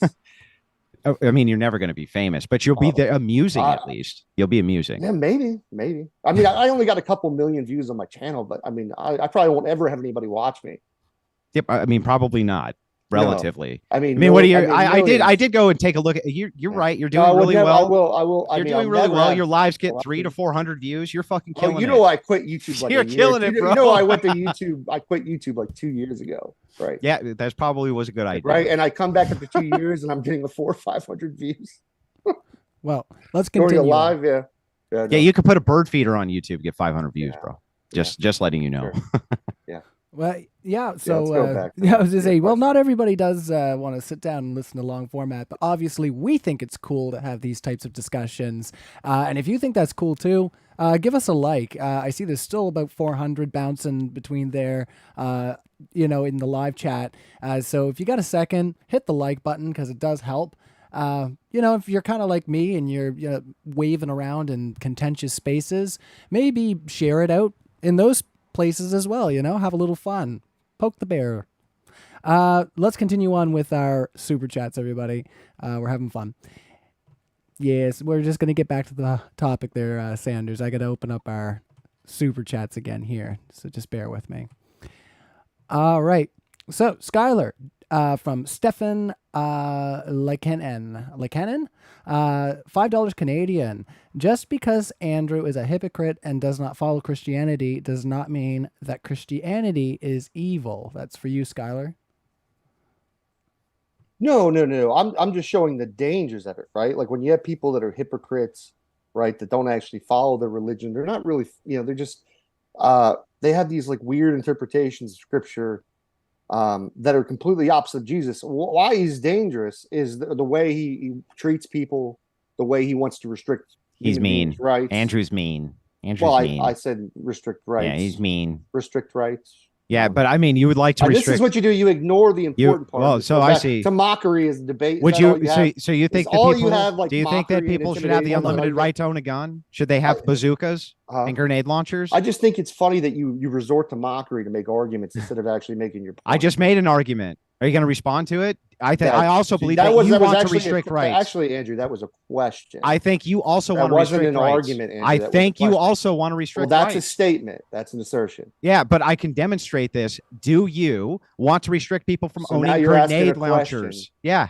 Now you're. I think you want to do that. And if you do want to do that, then you want to restrict fucking rights, don't you? Do you think it's the restricting of rights of human beings that treat them like second-class citizens is the same as restricting the rights of somebody to own I a think bazooka? that Is I that, think is that you I think consider that we those on can. equal level? I think Segregation. I think owning a that we can bazooka? dive into it and figure out what sorts of rights we want to see restricted We because they're shouldn't have not to good for dive society. into it. We don't have to dive into it. Yeah, we do need like to dive into slavery, it. like making sure people aren't slaves and people owning bazookas, right? They're not the same category. They're in the same category of rights. Right. Yeah. And you would say that they're debatable. Yeah, that's right. Slavery is debatable. Because I think people owning bazookas probably okay. So it would be debatable, right? Is it? I was talking about slavery. It's debatable. Yeah, I know, whether, but I'm talking I know, about the so I'm category gonna of not rights. deal with You what you're understand? saying. Like Yeah, the like I category's said, the if you same. want to equate owning a bazooka with owning a human being, and that we can have a debate about that, that's just not my position. I'm not going to share. Okay, I don't but share my value. do you know what a category is? Like rights are a category. Once again, you're talking over the point, right? It's not about the category. I'm talking to the point. It's about directly. how. Yeah, it's once again, you're saying that like legislating. You're just evading. You're just saying that once again, you're saying that legislating somebody not owning another person is the same thing as legislating someone shouldn't own a bazooka. No, I'm just saying that they're both in the same category of rights. Do you have a right to own a bazooka? Well, no, but you have a right to own an AR-15. So it's not a right then. But I have a right. Well, then nothing. Well, then nothing's a right. No. Slavery is abolished under the Constitution. So yeah, one was abolished. So it's your right to own. So it's your right to own a bazooka. What are you talking about? It's not. I'm sorry. You just said it wasn't in the Constitution. It wasn't constitutional. You just said that, not me.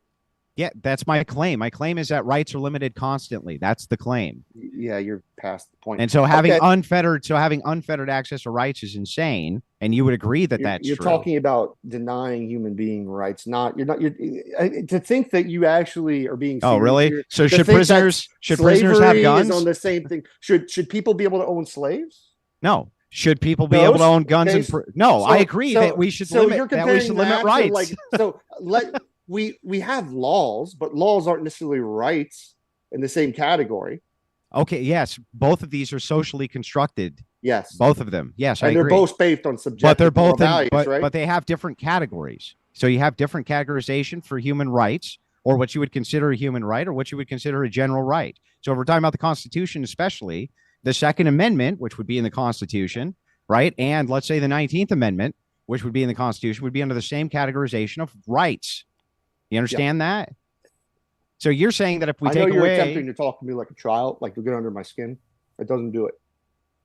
Well, I mean, I kind of have to. I mean, I just don't understand. Like, why be a Christian if you don't even follow Jesus?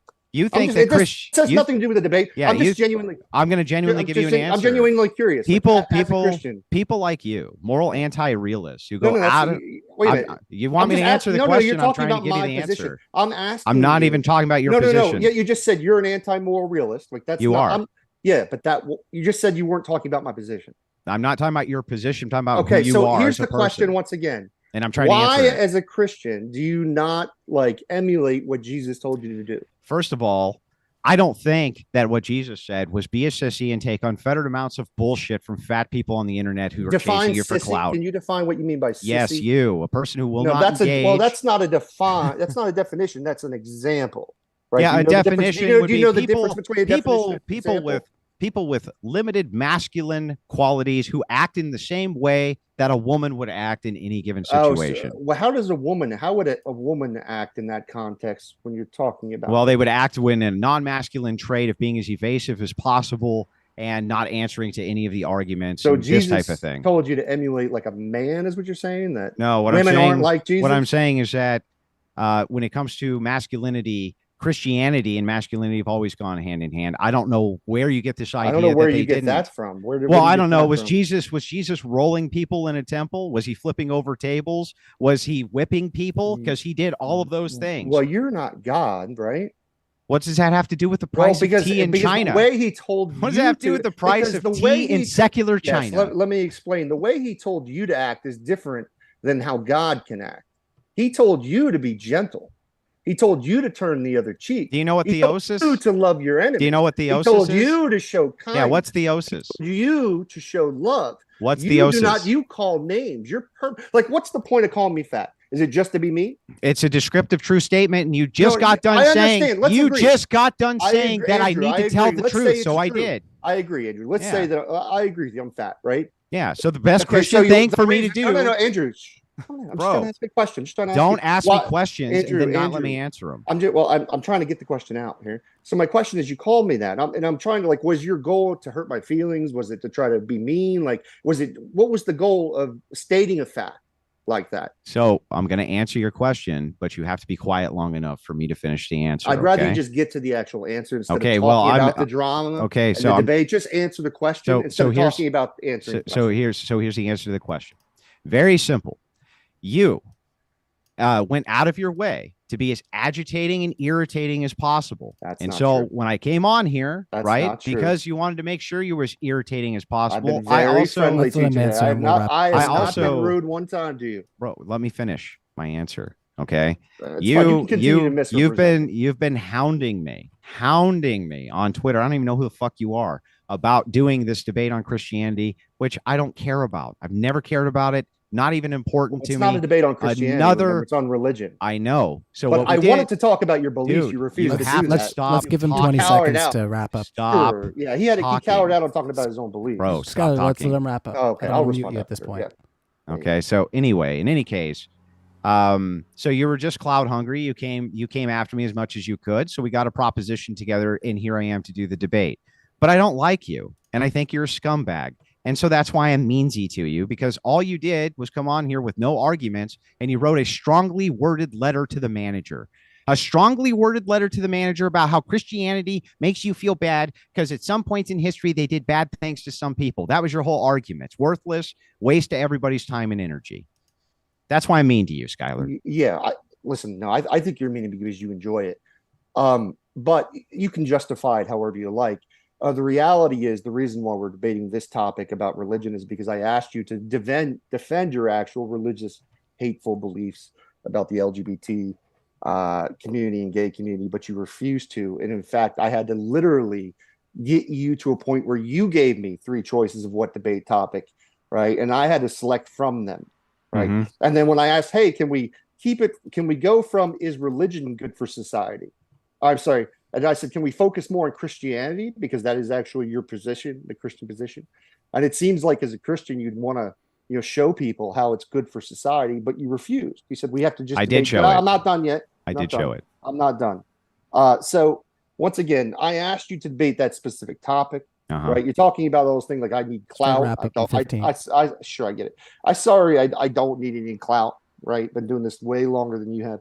If you have, like I said, once again, you say you're a Christian, but you don't represent Jesus at all. You make up this weird new definition that has to do with masculinity, femininity.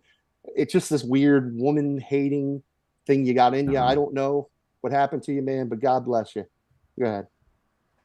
Okay, so in any case, like I stated, this, or are we going to like I stated to you before? I'm going to go after this again if he does this. Yeah, I'm going to do it. So, like I said before, because you're a moral anti-realist, there was no point in having any contention with you to begin with. You have no prescriptions for anything because you're a moral anti-realist. You don't have anything. You have nothing to offer anybody. So what's the point in even engaging?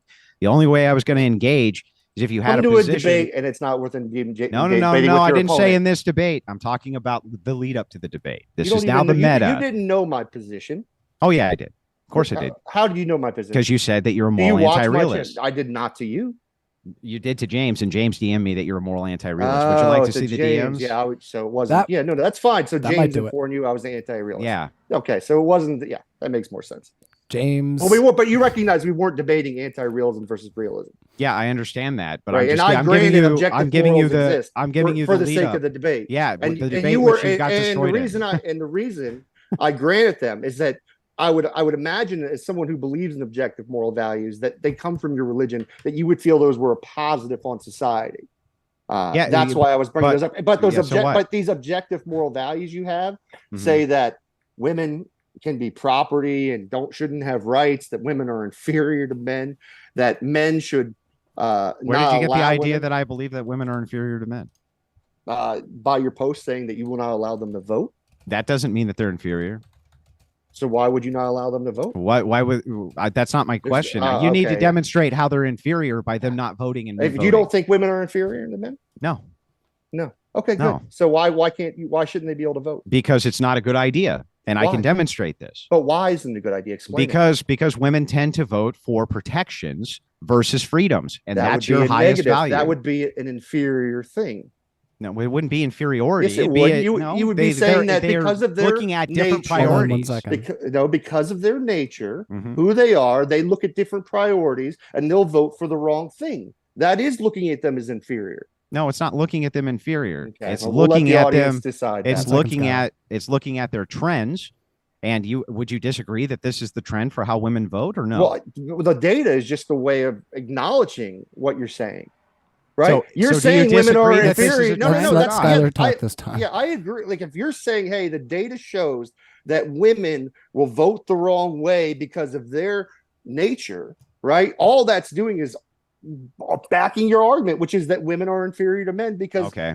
Yeah. of their nature. Right. So children are inferior to women and men because they can't Depends vote. on Skylar. what you're measuring. What are you Well, measuring? Depends on what you're whatever measuring. the metric is that you're using. Yeah, if to it was claim. like physically fighting, yeah, children are going to be inferior to an adult. Yeah, that's not what I'm asking you though. Well, then you got to explain. You what have you're to asking. shut You gotta up be so I articulate. Let's let him speak this Oh, time. now you're complaining about me interrupting you, You can't talk bro? over me and expect to have an answer. overtalked me so much, and now you're complaining. Kind of hypocritical. There's been a lot of over talking between Yeah, the two yeah, of no you. You guys are doubt, very You think I have loud. the market? Loudly. You And think I have the Andrew's done market quite a cornered? bit of it, so he should not complain about it.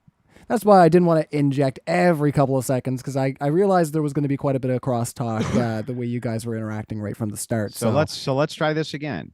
By whatever your metrics are for inferiority that you're applying to why you think that it is that because I say women are not inferior, I just think that they vote incorrectly or their trends vote is bad for the nation. You claim that that's inferior. Vote incorrectly That by means what that I standard? think they're inferior. Vote incorrectly Children, by what standard? Children can't vote either. Answer the question. Vote incorrectly by what standard? Because based on the outcomes of what they vote for, it's usually based around protection. They want protection. Why is it wrong to vote for protection? Because generally speaking, you want the outcome to be more towards human freedom if you want the best results for society. That's why. I mean, that's an opinion.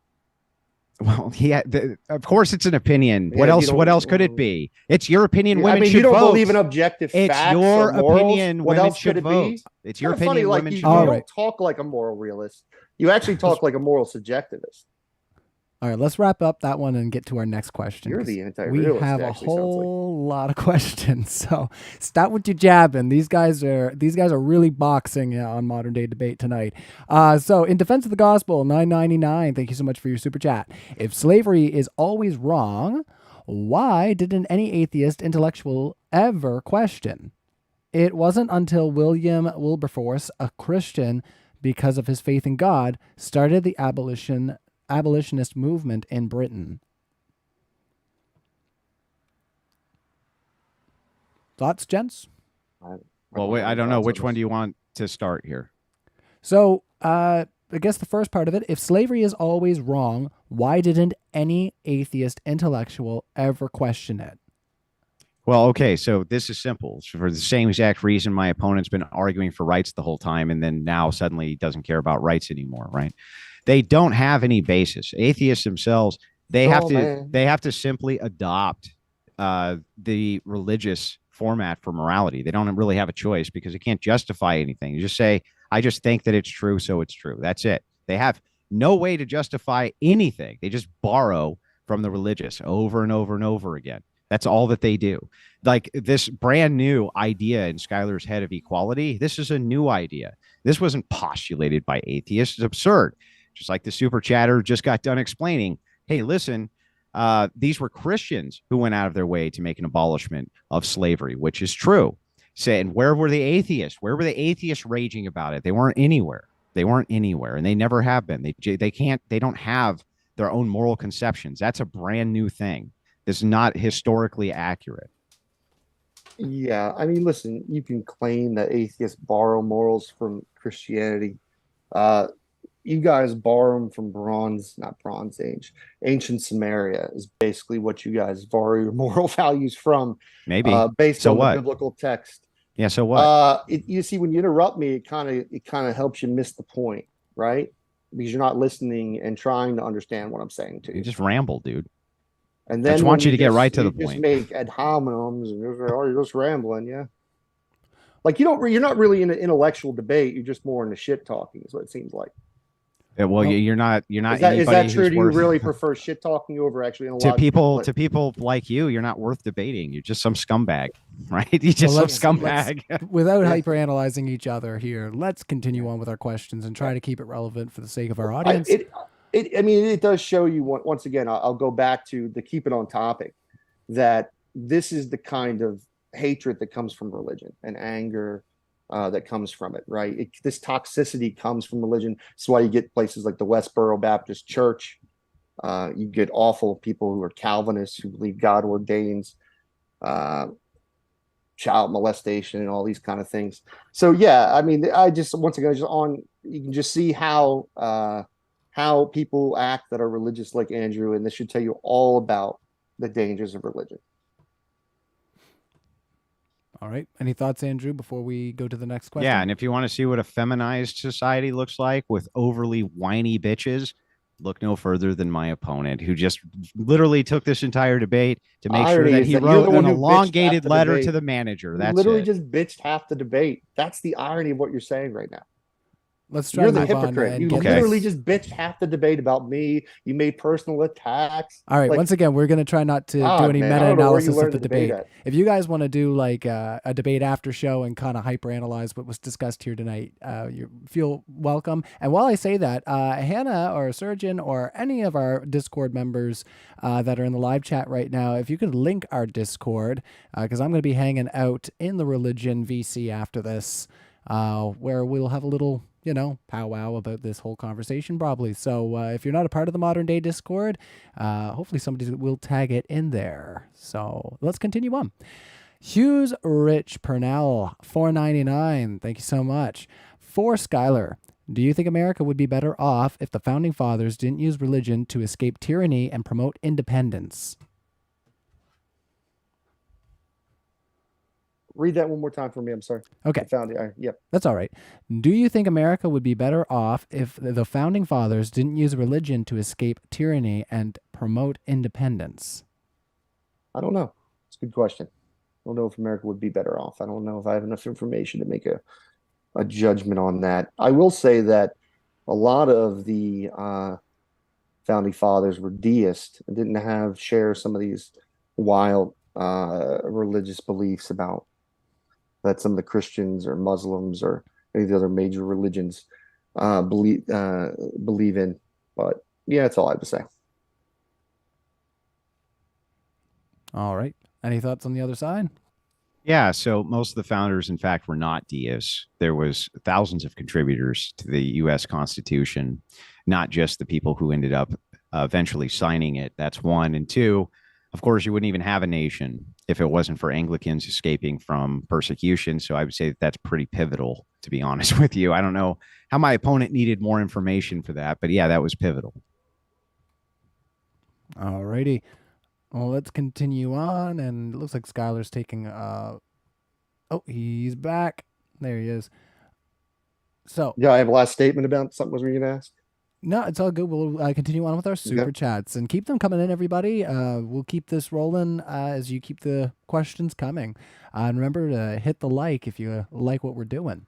Engage Paragon, $5. I almost super chatted to Skylar to ask to Skylar to stop body slamming this poor cigarette worshiper. This is like Cell versus Krillin, rock on Skylar. So you got a fan out there who's thinking that you did a WWE slam here. Under his claws, man. Thank you. Yeah. Well, thank you for your super chat. It's always nice when people are just here to say yay for a speaker. That's cool too. So keep the super chats friendly, everybody. Non-expert, $5. What is Skylar's objective? Not personal. Justification for good. Say that again? What is my objective? Justification for good. Not personal, Objective they say.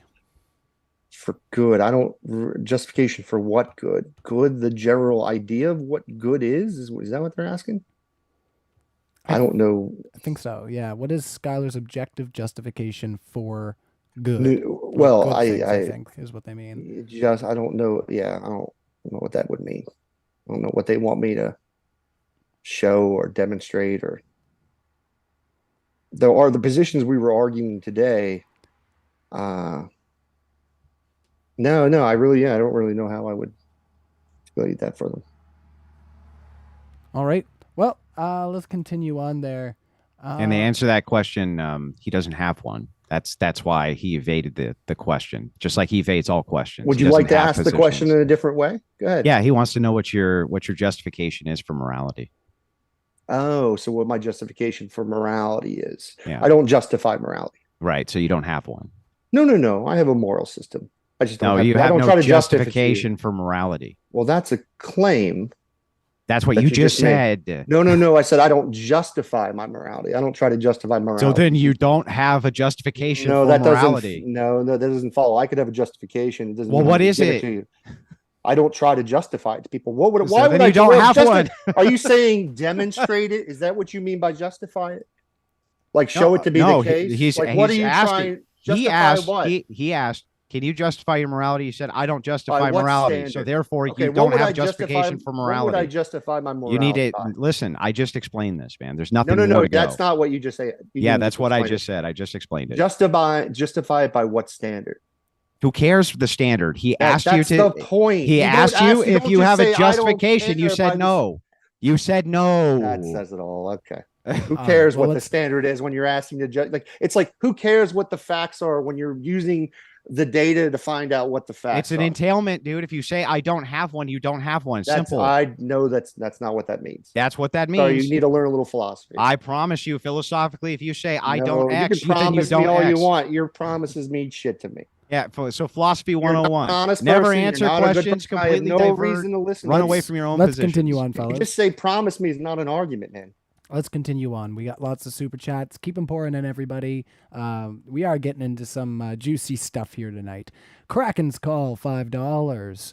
Was the religion Andrew is citing the same throughout history? The same? Did the rules never change? No, of course they changed. We're talking about religion in general. So it's not just Christianity. It's not just, Muslims. It's not just modern day religion. We're saying religion in general. And of course, in a historic lens, that's changed many, many, many, many, many times. Religion has been more harmful to human society at some points and less harmful, right? The most harmful side is when they try to take away or kill gay people, or when they try to take away women's rights, or they want women to be property bought and sold, or slaves, right? That's like the really bad parts. But sometimes, during history, it was a little better.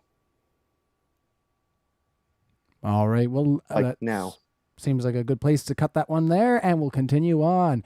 Non-expert for $5. Thanks, non-expert, for your super chat. Skylar, morbidly obese people are unhealthy. Is this true or an association fallacy? I feel like we can skip that one because we... Oh, no, but I'll answer. It's a fact. Yeah, morbidly obese people is a fact. It wouldn't be a fallacy. Yeah. If you present evidence and you're actually stating something as a fact, right? Yeah. But once again, it's ironic. The reason I love this just once again goes to prove how religion can cause you to be so toxic. Right?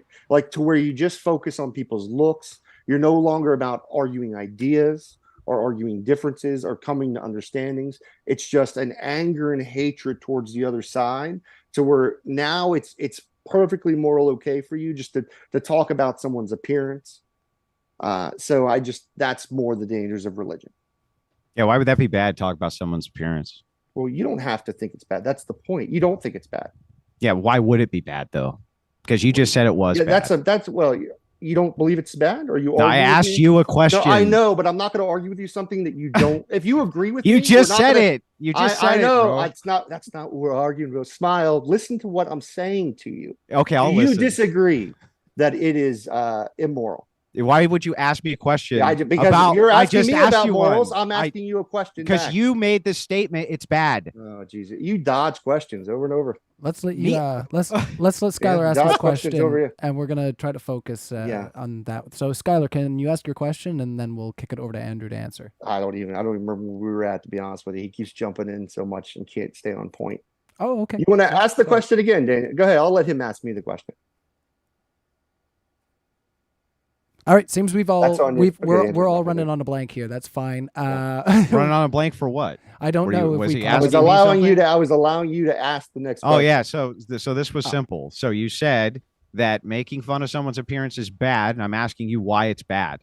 Sure, it harms them. And is harm the something we should value? I believe so. Yeah. Why? Because Just if you you? have well, no, because empathy. I have empathy, and that makes me not want to harm people. Okay. So do you think that? Do you have empathy? Do you not want to harm people? I have empathy. Sure. Sure. So you wouldn't want to harm somebody. Oh no, I don't think that is an entailment. That if you have empathy, that means no harm. For instance, so wait a minute, no, harming people is for morally instance, okay? I'm going to give you the Answer example. the question. No, I don't want an I'm trying to example. give you the No, I example. want an answer to my question. I'm trying to give it to This you. was the original question I was Mhm. asking you. Is it immoral to harm people? No, not always. Of course not.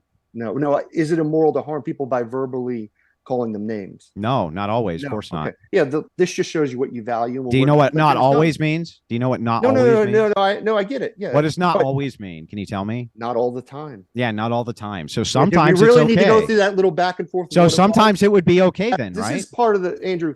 You know how you interact with people. You figure you would want to have like some type of charity, some type of want and desire. Being as maximum charitable as I can be. You're really not though. Name calling, resorting to name calling isn't. And you're really mad down to about that. Well, let's just say I am, right? What's the problem with that? Being upset that someone's name calling. What There's would be no the problem problem. with I it? think it's why would hilarious. you? So you think it's funny, really? So Yeah. there's no problem with calling someone names. There's no problem with you trying to hurt their feelings or whatever. Sometimes there isn't. Well, no, I'm talking about this particular. I'm talking about calling. No, names. in this debate especially was justified. Yeah. Well, Yeah. I mean, you don't have any foundation, right? Foundation You have a for morality. I don't have any foundation for No, morality. no, you Yes, don't. of course I do. No, you don't. Show that it's the case. That I have a foundation for Yeah. morality. It would Yeah. be my belief in God. That would No, be my no. foundation. That's just you saying you have a belief. Show that it's the case that it exists. Yeah, but the criticism applies to you too. No, I didn't make a claim about having an objective moral system. Okay, you made the claim that I have no foundation for my moral system, right? Correct.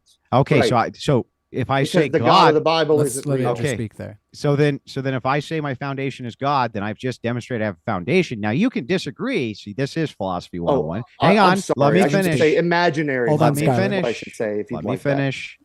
You can disagree with that foundation, or you could say that that foundation is not justified, or any number of different things. But you can't say I didn't give you a foundation because I did.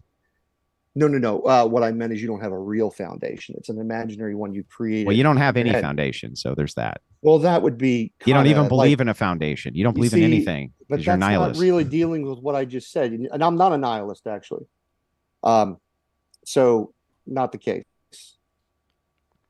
All right. Well, So you misrepresented me, and you got your own. I mean, I think you are a nihilist. So I mean, you can think whatever you want. It doesn't make it the case. Yeah, I it mean, does I know make you it think the this case. is the way you argue. You think by just stating your beliefs, it makes it true, but that's not a good argument.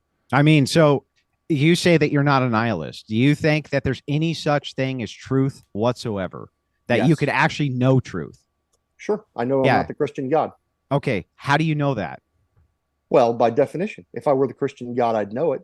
And if I were saying I wasn't the Christian God, watch, I'm not the Christian God. If I were the Christian God, I'd be lying. Because How the do you know we Christian should God- use? How do you know? Oh, we I'm should sorry. Are use you saying we definitions? don't know what the Christian God? I'm is asking based you on? how you know we should use definitions.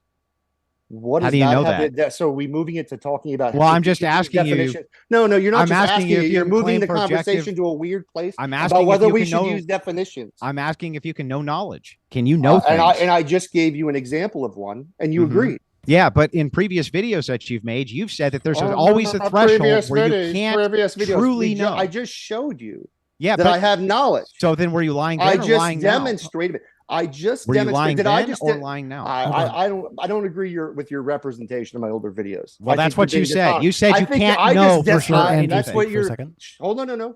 He just said. He said that I said this. Yeah. I don't believe you. I Well, you think you're did. lying. Well, But okay. you did. Okay, you can say that. People can go watch. Yes, they right? can. But I just demonstrated I have knowledge, and you admitted it. So the point is kind of mute. Well, the reason I was going to hand it to Andrew is because it was directed towards Andrew. So we're going to let him expound his thoughts on that, and then we'll try to get to the next one here. Yeah. So restate the question real quick. Sure thing. So was the religion Andrew is citing the same throughout history? The same? Did the rules never change? Yeah. So we're wait. citing all No. citing all religions. Oh, here, sorry. so. No, this one was about the. This one was to you, Skylar. This was the one about the association fallacy there.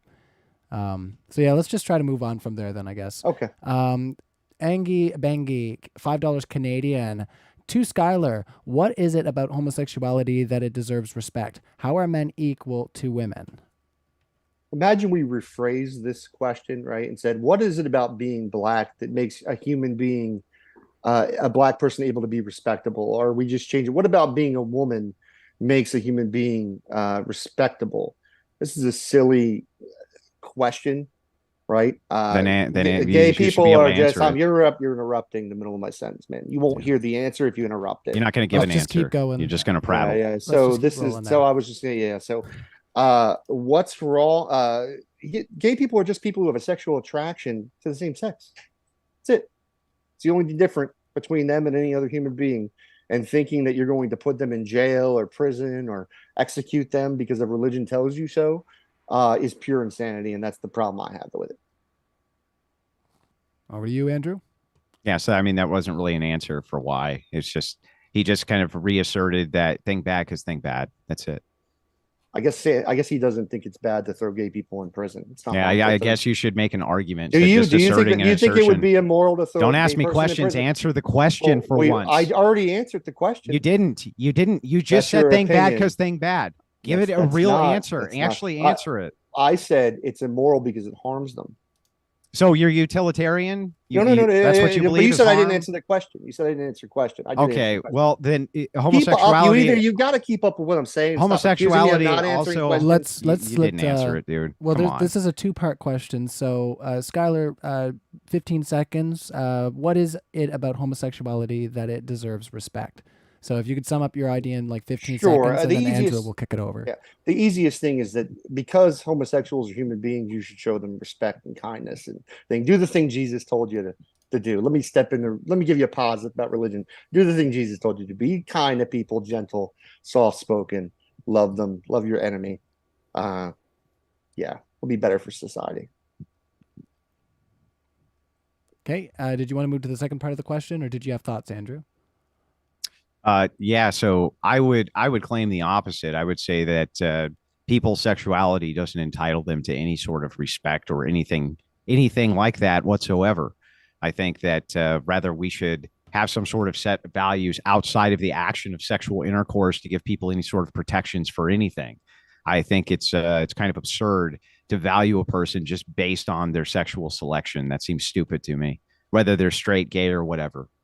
Well, the irony is like he's trying to make what one should, I would imagine, make the argument is that we should just value all people, but it's the Christians and the religious people, the Islamic, the Christian religions that are going after and targeting the people and not leaving them alone, like trying to put them in reconversion therapy, get them to change, pray the gay away, and mentally harming them.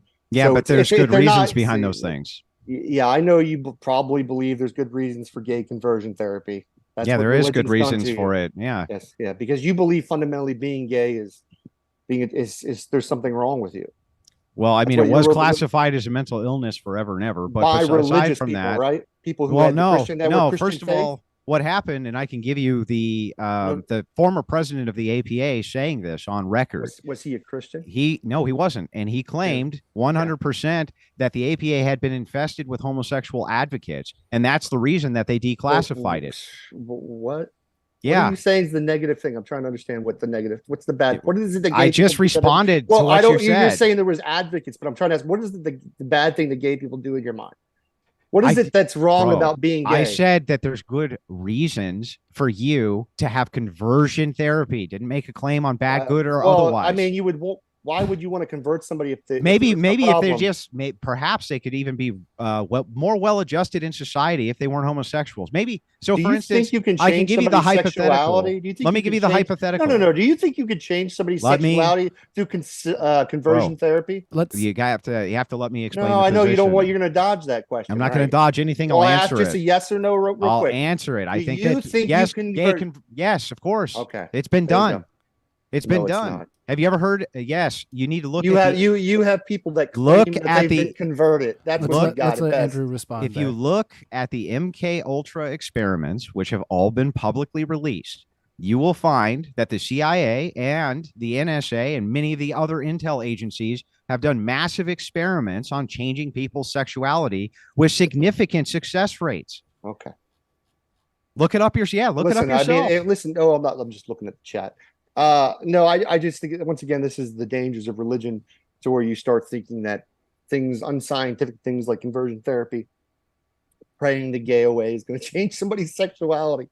But hey, man, this is what religion does. It made you believe illogical things. How and is false it things about reality. unscientific if they did experiments proving that it could be done? I don't. And you could your change empty the claims. sexuality the other way. Send me the source later. Yeah, if I you don't believe that if this you happens. apply significant amounts of, you've seen it yourself. Do you think that people inside of prisons who go into prison heterosexual and inside of prison act as homosexuals? Don't you think that their sexuality has been changed due to environmental pressures? No, I'm not going to speculate on that. I don't Yeah, know the that's data right. behind it. That's what I thought. But You're not you going to haven't- say you nothing. You have- got no well, argument. Well, I don't argue data that I don't have enough information. Why do you think that would be? Why would they engage in homosexual behavior there could when be they other go in types. straight? There could be all kinds of reasons why. Give me one. I don't have to give you a Yeah, reason. you don't have anything. Never have anything, dude. No. Yeah, I don't ever have anything. Nothing. Personal attacks and mockery and making fun of people the way You they deserve look. to be mocked. You have no arguments. I mean, that's just your opinion. But if you think that the way to debate and engage with other people is just to do even if I don't have any good arguments, man, you don't have to be an asshole. I don't have to be. I know, but you choose to be. I do to people You like do, you. right? I do. I mean, did Jesus tell you to do that? Did Jesus tell me to be an asshole to you specifically? He Yes. did not. No. That's a choice I'm making, but I'll ask for forgiveness later. I know. I mean, that's the easy thing to do because there's no real accountability with religion. This is why people believe in it. You're not actually accountable for anything because Jesus dies on the cross for your sins. Well, I mean, as much as you want to talk smack, you haven't made a single argument the entire night. Anytime I make one to you, you have nothing to counter it with. Nothing. I just made an argument about how ridiculous religion is, believing that a God could take away your sins by being born of a virgin and dying on a cross. Yeah, That's silliness. I don't think that God, who has instructed his flock to go out and refute all arguments. He didn't say you have to be nice about it. No one said you need to refute arguments. And, it's just you cannot be an asshole to people. No. The thing is that be kind. He said, be as gentle. Yeah, well, as lambs. I'll tell you what. When Are you gentle? When you follow the advice, I'll follow the advice. Oh, I do follow the advice. I've only treated you with the tone that you treated me. You started off by attacking my hat, which is ironically, I've only had one other person attack my hat, and it's just funny to me. They said I was wearing the hat for attention. Dude, that was just funny. Man, that was just funny. I don't really think it wasn't so. even a personal attack. I called your hat stupid. I know, but it shows the kind of person God, you're you are. such a fucking whine ass, dude. Stop whining. Let's move to the second part. Stop whining so for much, the sake of our live chat. Let's smoke more cigarettes. Let's move to the second part of our question there. So Angie Bengi, you got us all riled up over here with that first part of your super chat, and we're not even done with this question because we have a part two. How are men equal to women? That's for you, Skylar. Yeah, the question is whether men and women should have the right to vote and equal in that way, right? And what religion's trying to do is take away the right as a woman, as a human being, to have the right to vote. The same thing it did with people's color, or what other religions did to each other by trying to take away other people's religion when religion had infighting. So the argument about equality is about the idea that as a human being, they should be able to vote. As a human being, they should be able to work like men. They should be able to have jobs. They shouldn't have to follow or obey what men tell them to do. Now, like I said, my opponent can say it's not immoral for men to do this to women, or it's not objectively immoral for men to stop women from voting. But that just once again shows you how what kind of morality comes from religion, and especially Andrew's hateful religion. Over to you there, Andrew. Do you have any thoughts there? Yeah. So, I mean, this is kind of simple, right? Secularists are any criticism that you would levy and say religious people want to take away the right to do X, you could levy the same exact charge at secularists. So I don't even know what this guy, why does he keep bringing this up? It's insane. Not only that, religious people aren't trying to take away rights, right? They're actually doing the opposite. They're just looking at what logically works within a patriarchal system, because the patriarchal system is necessary. You can't get away from it. There's nothing that can be done about that. It's a descriptor for reality. So since that's true, we have to work within the descriptor of reality. We don't have a choice. The concept of secularism doesn't teach people to own slaves or teach people to treat women as property, right? Under secularism, they could have those views that women should be property, but secularism in and of itself doesn't teach those things like religion does. Where are the Christians teaching this to people? Yeah, it's called Leviticus 25. Yeah, but Christian nations hold no slaves. I'm sorry? Christian nations hold no slaves. Since they hold no slaves, clearly the followers of Yahweh, their religion, their religion is slaves. not teaching them to own slaves. That's ridiculous. No, they go against their religion now and don't own slaves. So then they're not being taught to own slaves. So we're talking about all of human history, man. We're not just talking about modern. No, you just literally were talking about rights in the modern sense. No, you're going back to rights, which isn't what we were just talking about. Yes, it is what we were just talking about. Well, then what were we just talking about? You tell me. Rights. What was it? Well, let's keep it on topic. Let's keep it on topic with Ernest's super chat here. Ernest Harris, $5. Skylar, how do you know what's harmful and what's beneficial? Well, you can ask people what's harmful to them, right? Like if someone says, "Hey, don't beat me and hurt me," like in the Bible, it says you can beat your slaves with a rod, and as long as you don't kill them, you're not to be punished because they're your property, right? Well, you can ask the slave if they want to be beat with a rod and if they want to be harmed, right? So that's an easy way you can ask what harm is or to decide what harm is. But it's always weird in this world how all of a sudden people don't have a concept of harm in these debates. All of a sudden they don't realize they argue strange things are not harmful or harmful. So that's my answer. All right. And over to you, Andrew. It's funny because you can also ask people about self-destructive behavior and have them say that it harms them to not be able to engage in that self-destructive behavior. For instance, smoking would be a great example of this, or eating too many cheeseburgers, or any number of different things. Just asking people what they consider to be harmful to them is not a really good metric for determining what's actually harmful to them. That's fucking insane. Again, just insane metric after insane metric. You can ask them, sure, but that doesn't mean you're going to get people not know they have physical pain. I'm sorry. Do they not know they have physical pain? What does that have to do with what I just said? Harm. Yeah, but that's not what your metric was. If I ask you, is your arm hurt?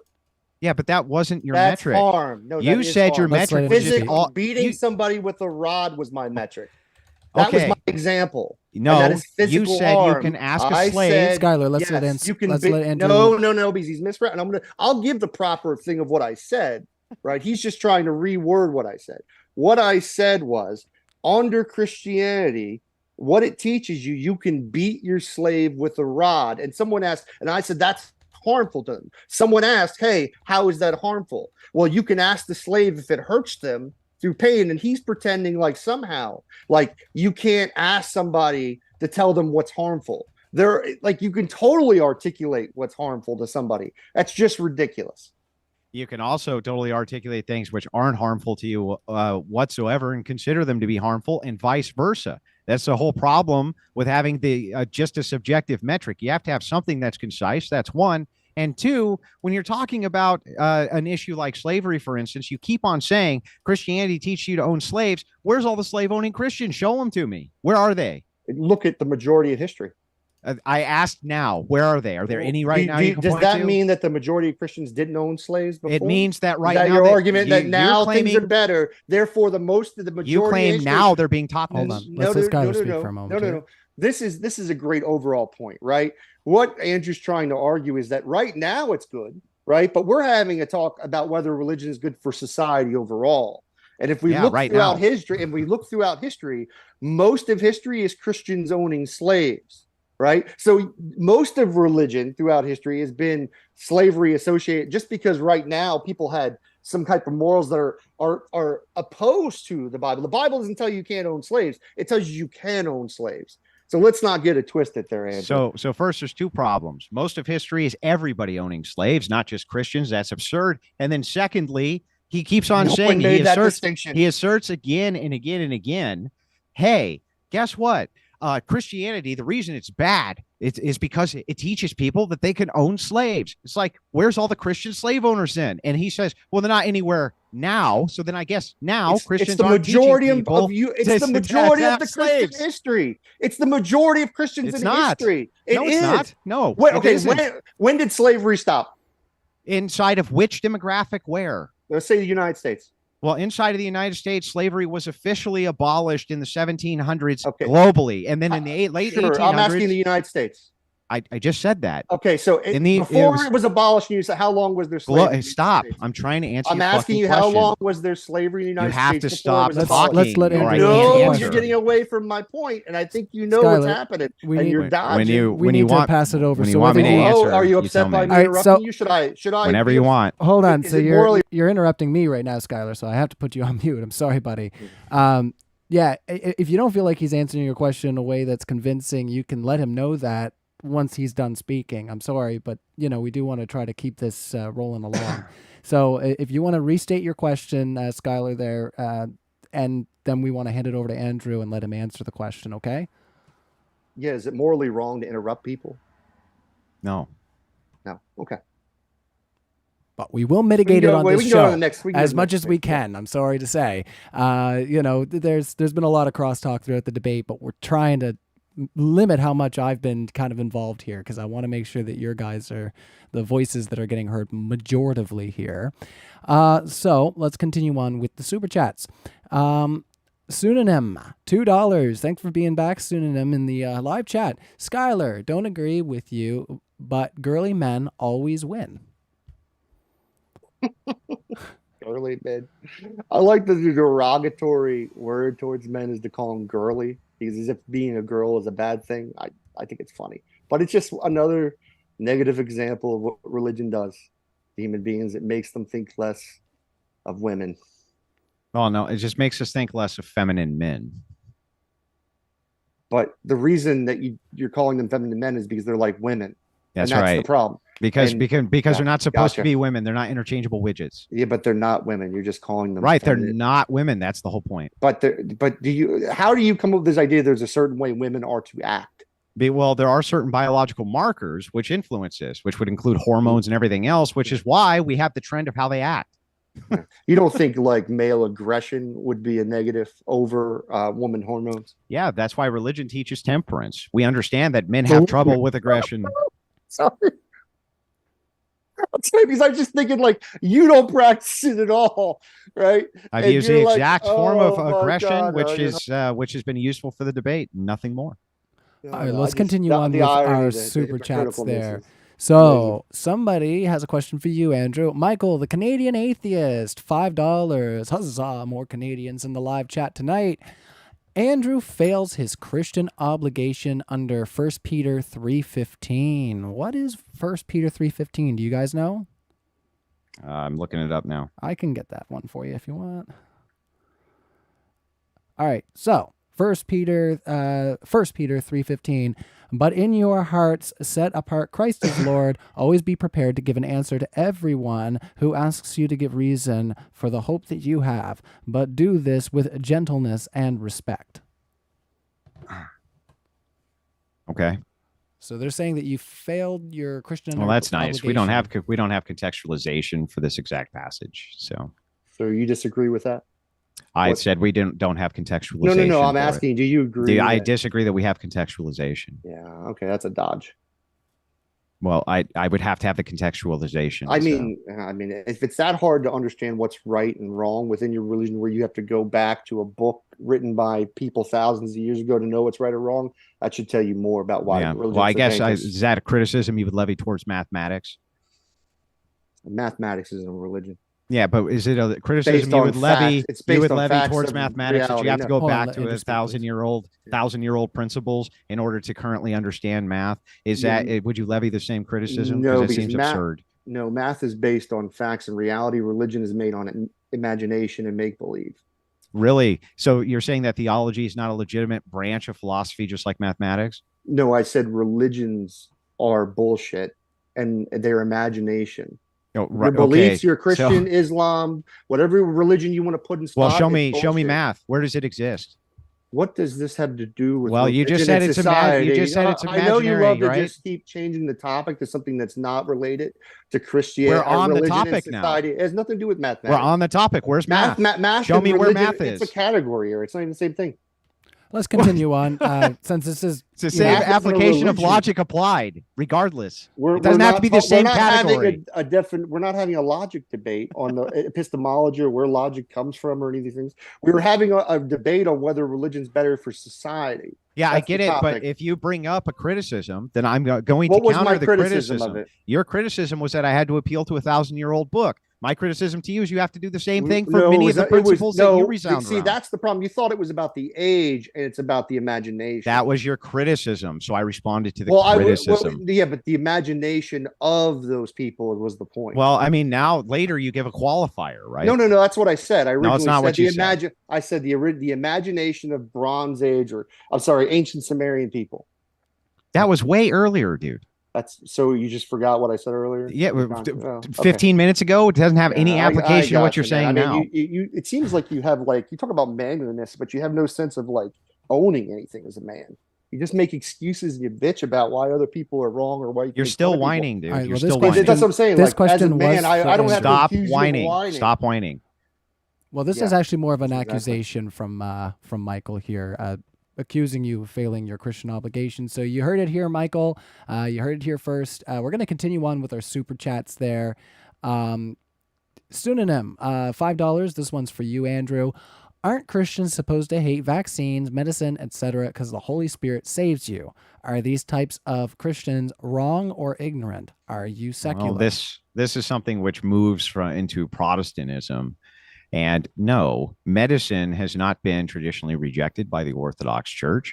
However, I would have skeptical scrutiny towards various medicines which come out due to the replication crisis, which affects the medical community almost more than anything aside from sociology. In fact, it may have overtaken sociology at this point. So I would have some degree of skepticism as a rational person.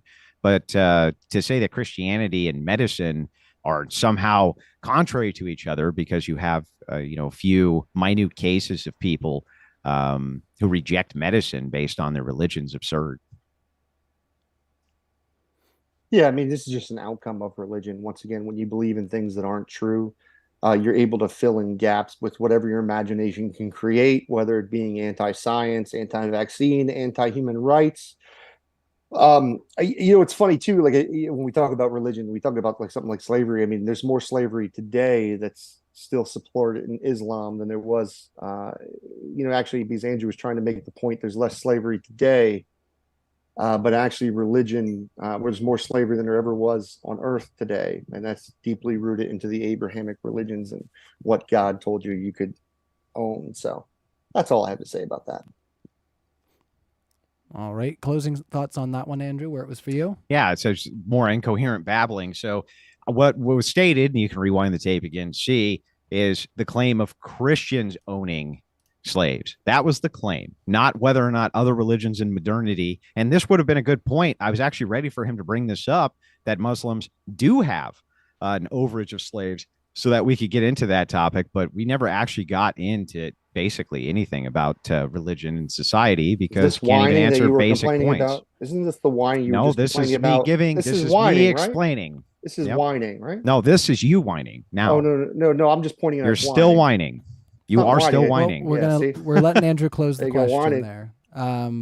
We can continue on. Do you think he's not had enough time to answer the question at this point? Well, we can continue on if you want to wrap up though. See, that was whining right there. Right? That's what whining looks like. It was a question. Actually. Now you were whining to the moderator again. Is there something morally wrong with whining? You notice I haven't whined to the moderator once. Is there something wrong? Is there something wrong with whining? So let's let Andrew close this question out. Yeah, I don't Why do you think- why do you keep complaining about whining? Is there Well, something morally wrong with whining? Is there anything wrong with saying that there's a problem with whining? No, are you asking a question with a question, or are you? You gonna just answer did the that to question? me, and then now you're saying it's not I okay. can't take ownership. You dodge. All right, man. Let's go to the next question. Well, like I said, this is for Andrew. So Andrew, All we're right, gonna Andrew, let you have the. fucking say your last thing, bro. Well, So you come keep on, interrupting dude. Skylar. Sorry to say. So Well, let's just we're let having a Andrew- back and forth. So, It's what was okay. the question Andrew's even asking at this point, answering at this point? It is okay. I'm just saying that if you want us to Like- get through it, just sit tight for 2 All seconds. right, I'm gonna It's quiet down about so I don't have to hear. Andrew. Aren't Christians supposed to hate vaccines, medicine, etc., because the Holy Spirit saves you? Yeah, we just did that question. Yeah, so you're done with that one, so we can continue on. John Rapp, $2. Thank you so much for your super chat. Religion, proven harmful. Exhibit 1, Andrew. So that's just kind of like an ad hom. We're going to continue on from there. Pseudonym, $5. Skylar, you admitted as an atheist you're not secular. What kind of atheist is not secular? Can you be secular against atheist? If so, what position is that for you? Yeah, I'm not an atheist, so yeah, that's just a misunderstanding in my position. But yeah, totally not an atheist. Okay. Let's continue on then. The Flying Gospel, $5 Canadian. Does Skylar know that science universities and hospitals all emerged from Catholic monasteries? Science emerged from Christian veneration of creation. Yeah, look, like I said, there's good things religion has done. I'm not saying that religion's never done a good thing. I'm talking about if you were to compare the overall effects of religion on society, that there's a net negative for society is what my argument is. Any thoughts over there, Andrew? Yeah, he never demonstrated that once. He just kind of like rambled about how at some points in history, some people were treated poorly by other people. That was it. That was the entirety of Skylar Fiction's argument. Nothing more. Still never responded to any of my points because he can't respond to them, right? He has nothing. The guy has nothing. He has no arguments for this at all. All right. It's sad. Let's kick it back to Skylar to close us out on that question. No, I just awkward laughter always says it all. Okay, let's continue on. Made by Jim Bob, $4.99. Thanks for your super chat, buddy. Skylar, if empathy is an involuntary signal and morality is based on choice, how can you determine what we ought do based on empathy? I don't. Any expounding on that, or is that where you'd like to leave it? Leave it. Yeah, we can continue. That's on. perfect. Alrighty. Triple J, $4.99. Fool laughs at himself. Yeah. $4.99. Skylar is an intellectual coward, refuses to provide any justification for his worldview that he regards superior to all the world's religions ever. Well, I would have been happy. Well, I would have been happy to have a debate, worldview versus worldview, but I was given these 3 choices of debate, and this is what I chose. I wanted to have a debate on actual Andrew's views on Christianity, but he refused to do so. He didn't want to defend his Christian position, and we ended up with a debate on religion and whether religion's good for society. So that's why we're here. All right. Any thoughts on I'm the gonna other run to side, the or do restroom, you by want the to way. continue So on? I'll be right back. You can keep going. All right. Well, we'll find a question for you there, Andrew, since Skylar's taking a bathroom break. So, stay curious, $2. Andrew, so it's okay to harm people, IAW the Bible. What does AIW stand for? You want to help me out, live chat? I'm like on the cuspis of 30. I don't understand these words. I got to look this up. You guys are being too slow with the catching up because we're a little bit ahead in accordance with, thank you, Google. Andrew, so it's okay to harm people in accordance with the Bible. Thank you, Google. There may be certain circumstances with which you need to harm people for their own good. This can be demonstrated in any number of different ways. Take a look at prisons, for instance, locking people up. I'm sure that they would think that harms them. But on the other hand, you may have to reform certain behaviors and it's necessary. So again, when you're talking about harm, the subjective term, you have to be really concise by what you mean by it. And I'm willing to engage with it, but you have to tell me kind of specifically what you're after. And then I can engage with that directly. All right. Let's continue on. Made by Jim Bob, $4.99. Skylar, if empathy. Did we already read this one? Hold on a second. I think we already read this one. Skylar, if empathy is an involuntary signal. Yeah, We did. Yeah. All right. I'm just double checking here because I had to jump around a bit where you popped out. Dun, dun, dun, dun, dun. All right. Perfect. Coffee Mom, $1.99. How do you demonstrate the moral foundation of God? That's probably for you, Andrew. Or it's probably for both of you, I imagine. But yeah. still. So if you're asking me directly, I would use transcendental categories. But when we're talking about this for morality, especially, you would have to first demonstrate that God's likely, and then from there you would eliminate all other religions by kind of putting them to the logic test. So you'd have to have consistency as well. And then, I mean, there's kind of a giant process to it. It's not a fast explanation at all, but you would start with demonstration, and then from demonstration, you would remove everything else based on logical outcomes. And then you kind of come up with the only things which are possible. So that's how you would go about trying to demonstrate that. What Andrew's articulating is something that's not even possible. You could have a hypothetical, logically consistent God, but it doesn't mean it exists, right? So there's no way to actually disprove every time. So I think Andrew understands his foul, what he messed up on now by his look on his face. So I'll just leave it at that. It's just so stupid and low tier, dude. You can demonstrate. That makes a case. Just calling it low tier and stupid. You can. That's brilliant argument. You can demonstrate. Why couldn't you demonstrate that there was a God? Toxic. You just talk shit. You don't. Why couldn't you demonstrate that there's a God? That makes no sense. You're asking me to argue a negative. You said it was impossible. Yes, because you said you. So tell me why it's impossible to be able to demonstrate a God. I'd love to know. You got to listen to what I'm saying. I'm listening. Because you won't answer though. Your way of the way you describe, you'd be able to demonstrate all other gods didn't exist by using logic as an argument. Yeah. Right. So you can have a logical God that's not inconsistent, that doesn't actually exist by definition. Yeah, but that wouldn't make it impossible. Right. It wouldn't make it impossible for then that why God did you to say exist. It was impossible? Well, no. For you to show that it's your God, that's the point. God, you're dumb. It's dude. not. I can't even do not it anymore. You're really I not. just can't. Okay. I'd like to respond then. If he doesn't want to respond to it, I'll do it. Yeah. So when he talks about, once again, he was the one who gave the criteria how he could eliminate other God concepts so that he could show that his is the only true God, and that therefore the morality that objectively exists is connected to it. Right now, the way he said it, once again, he was going to get rid of every other God concept was by showing logical inconsistencies. First, you don't have access to all types of God ideas or concepts, right?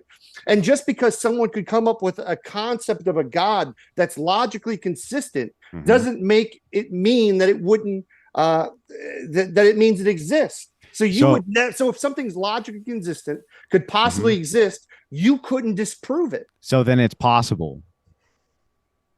You don't. Oh my Lord, you really don't get it, do you? So then it's possible. Just say yes, Andrew. It's possible. No, that's not what the point was. Yeah, but you said it was impossible. So is it possible or impossible? You're trying. No, what was impossible is you being able to eliminate other gods, not that there was a God that exists. Okay, so it is possible then to demonstrate God. Thank you. No. It would be impossible for you to demonstrate. That was the question which was asked. God, no, it wasn't. Yes, it was. How you distinguish your God. No, it was the question was how you distinguish your God, Andrew, from other gods, and that morality is connected to it. And you said that you'd be able to use logical arguments to show all other gods don't exist. Right. Yeah, this is how you would to make the attempt to demonstrate you don't have all that was my point. You don't have knowledge. It doesn't matter. It's not impossible. Whenever That's how you would do it. In a corner, it just doesn't matter, or it's irrelevant. It isn't relevant. I'll let the audience matter. Decide once again. Your bad philosophy. All right. Well, bad philosophy. Let's try to continue on there. Awkward laughter. We're going to try to continue. I think you think that when I'm laughing at you, I'm doing it awkwardly. This is just how I laugh at people. Oh no, it's awkward. Yeah, no, it's totally awkward.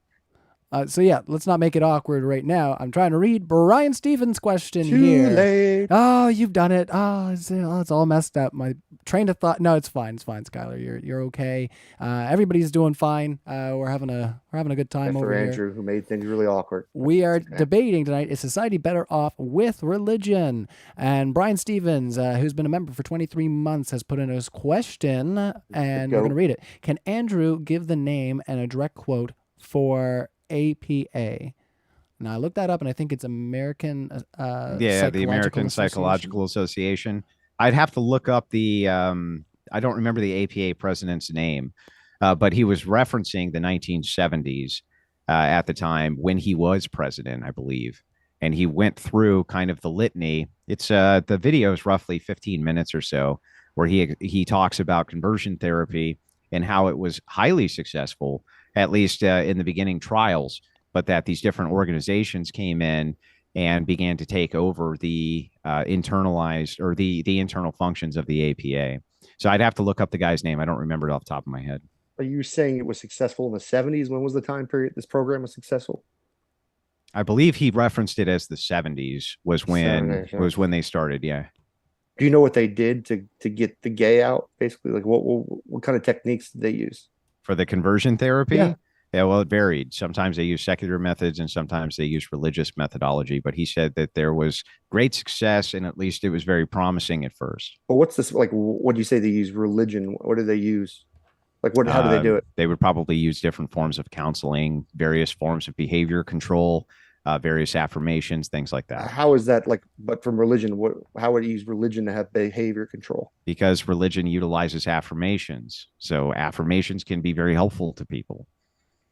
I mean, that's not just religion. If I'm going to use your argument, where that's correct, it's not. Too, right? Which is why I just said that's not. So it wouldn't be a benefit. So I literally just said that they use secular and religious methods. Which part of that didn't you hear? Listen better. You don't know. You misunderstood me. We can go to the next question. It's tiring when you misunderstand me. Let's try to misunderstanding you. Awkward laughter. We did find the other super chat made by Jim Bob. That's why I got confused there earlier. And I want to say for $4.99, thanks Jim Bob for keeping this next question light. We appreciate it. Skylar, is it morally okay to have sex with a corpse if it doesn't harm anyone? If no, then harm isn't your basis. Keeping it light. I don't know. I think you might have broke our speaker. Is it more awkward? Is that awkward laughter or is that real laughter? No, I think it's a funny question. I mean, it would be harmful to the family of the dead person, right? What if the dead person had no family? That's impossible. No, it's not impossible for a dead person to not have any connection to their family whatsoever. Oh, you mean like their family's not alive anymore? Yeah, or they just have no connection for whatever care. reason. They were orphans or some shit. I don't know. What kind of corpse are we having sex with here? Well, who cares? It's irrelevant to the question. No, my moral system actually isn't completely based on harm. I was just giving examples of when we talk about society. In society, harm is damaging. So it's not necessarily a moral position. It's that isn't necessarily the standard of my morality is harm. So would it be bad? I do find it. I would say it would be immoral under my system to have sex with a dead person. Why? It's what would make it immoral? And it would be like hurting okay, myself. Great. Hey, I could get diseases. I could get diseases. Then under my system, no homosexuality. Oh wait a minute, that would fall under gross. harm. Actually, that would fall under harm. Actually, because I could harm myself by getting diseases or getting sick. Yeah, that would fall under harm. Then those are all critiques under your system. You should apply to homosexuality. No, being attracted to somebody doesn't harm you. Yeah, but don't you think that the rampant rates of HIV and STDs would harm you? Yeah, but that's not homosexuality. That's the type of sex you have. Yeah, homosexual sex specifically is what transfers HIV at the highest degree.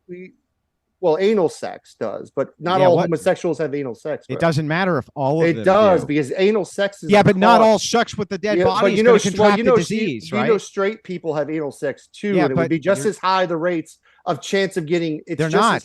They're not as high. They're not. No, they're objectively not as high. Not only that, you got to help me out here. Why would it be more likely a male? You wouldn't get a disease necessarily from a dead body, right? But a male wouldn't get AIDS from a woman from anal sex. What would be the biological? That's not what I said. I said that the rates. I said the rates objectively for homosexuals are extraordinarily high. No. I'm saying that the rate, if you have that type of sex, it would be anytime you do that type of sex, that would have a Then more why are the open- rates so much higher for homosexuals? Well, because homosexuals typically do more of that type of sex, but it doesn't Right. mean, but it doesn't follow. Your logic is My flawed logic's here. fine. No, it's not. But you said no, you're not. You're saying that. Okay, is it the sex that's immoral or the attraction? we're not that's talking immoral? about you. No, were asked, that is. We are talking about you right were or wrong asked- here. you were can't asked- Let dodge this. Skylar speak. Yeah. Okay. Yeah. What we are talking about the right or wrongness of this right now. You're saying, I'm asking you, is it the attraction to a human being? Because you're referencing the physical action that's harmful, right? But it isn't a physical being gay. You were which is also what I referencing- reference. No, I reference being gay. No, for the dead body you referenced that No, the you harm mentioned- came from having Well, the that would be disease to- that you might contract. So I said, well, Yes. why won't you apply that same logic to homosexuality, considering the disease rate is so high? No, because you can be homosexual without having anal sex. Yes, but you can have sex with a dead body without contracting a disease. I don't know. Go ahead and say no. Go ahead and say no. I don't know. Go But ahead and that's say not no. the point. I don't think you're realizing that's not the Oh, point. so how is it not the point? His exact point. Did you know every time you say something like "How is that not the point?" That's an argument from ignorance. You said Because it's, but you understand that, right? Every time No, you say no, "How no, is no. it not the Nope. case?" This it's that's appropriate. arguing a negative. It's But appropriate. you're saying, "Hey, I'm claiming this. Therefore, just how is diverting. it not You're the just case?" diverting, dude. It's just not the Answer case. the question. Do you Ask the think question. So that? then Do do you think speak for a every second. single time you have sex with a dead body, then you get a disease? That's what you do. You No, I don't think. well, that. then how does it not follow that That's the an only reason argument it's from ignorance. immoral, that it's the only reason that it's immoral for you to have sex with a dead body is because it's harm against yourself? If I can demonstrate that you would have the same exact, if not greater, it's not the chance- only reason. I don't base morality just on harm. I have a complex. Well, then why is it moral wrong to have sex with a dead body like Jim system. Bob asked? Are you saying objectively? He asked you the question. Well, what does he mean objectively? Reread the question, moderator.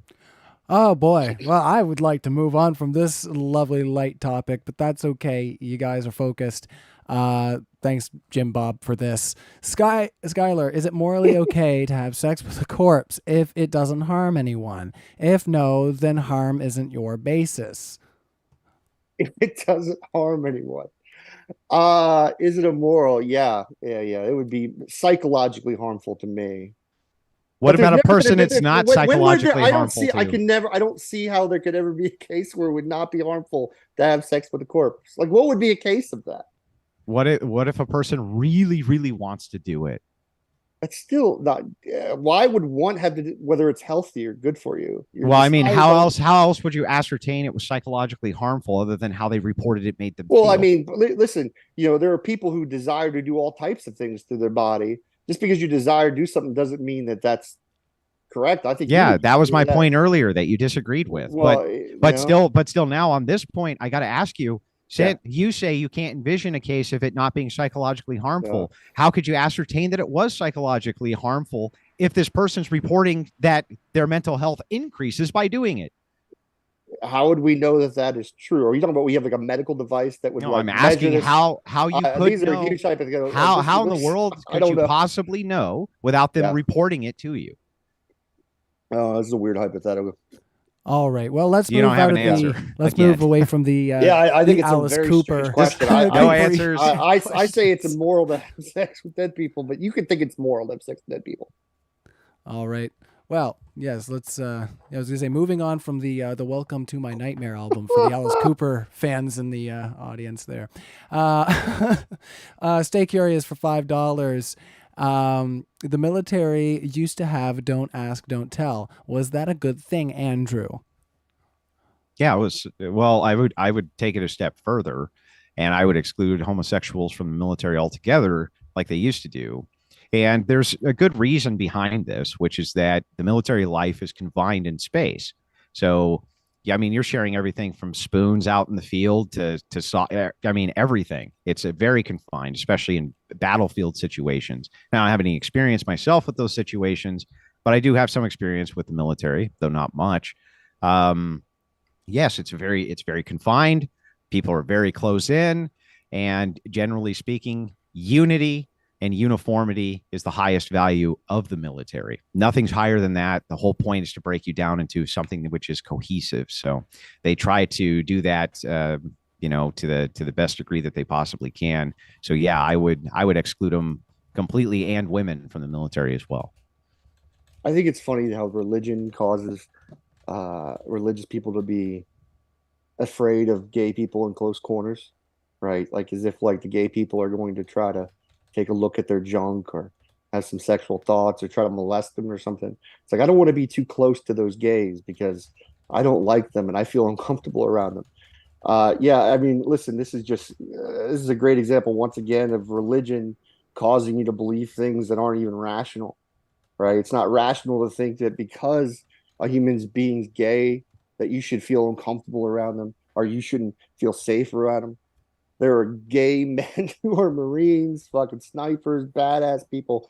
That their attraction to the same sex doesn't affect their job. Andrew's making and claiming that their same-sex attraction affects their job, but that's just an empty claim on Andrew because we can see how well gay folks do in the military. Yeah, so that's not my claim. I didn't even make a religious claim. I'm talking about cohesion.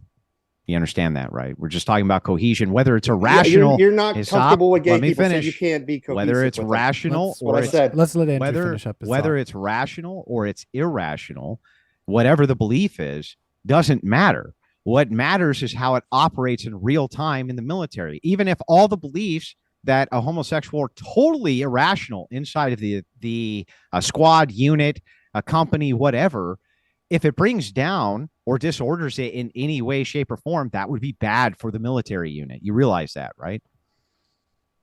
The reason it becomes bad for the military unit is because the folks aren't becoming cohesive with the gay people. They're calling them out saying, you can't be in here. Like you're literally creating a problem. You're saying, hey, these gay people are the problem. The straight people can't work with them. So we need to get the gay people out of the military.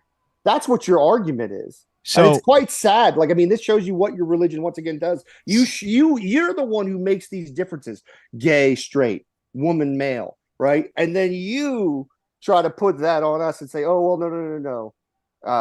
Yeah, go ahead, my man. You say you're a bigoted shit. You need to say." There's nothing bigoted that I said. It's just a descriptor for reality. Regardless of what brings down unit cohesion, regardless of why the unit cohesion is brought down, you want whatever that element is to be removed, whether or not the fear of whatever it is or whatever the process is rational. It doesn't matter. You understand that? No, it does matter because religion's the reason why it's not cohesive. Because of your whacked out views on gay people and women, that's why it's not cohesive. You're blaming cohesiveness. But the reason it's not cohesive is because of the religious views. Yeah, but the why wouldn't matter. Well, it would. It would be like, hey, we're not going to let blacks in the military because it causes people not to be cohesive with the white supremacists. Okay, so that's what you're arguing to do with gay people. No, I'm not arguing yes, you that are. at all. I'm not giving an ought. I'm giving a descriptor for what is. I'm giving a descriptor for what is. I got no you. ought. So if we talk about a different, so if we talk about a different time period and we use a description of how in the military, when blacks started coming into the military, that people argued that the units wouldn't be cohesive because they weren't, and they segregated right them. but they weren't and they segregated them. Exactly, and that's the same thing you're telling them to do to gays. No, I'm giving you a descriptor for reality that in the military the highest you're value. Saying we should do this to gays. I didn't give an ought. I didn't give the ought. Oh gee, I know because you won't acknowledge it. The only time I said, hang on, let me finish.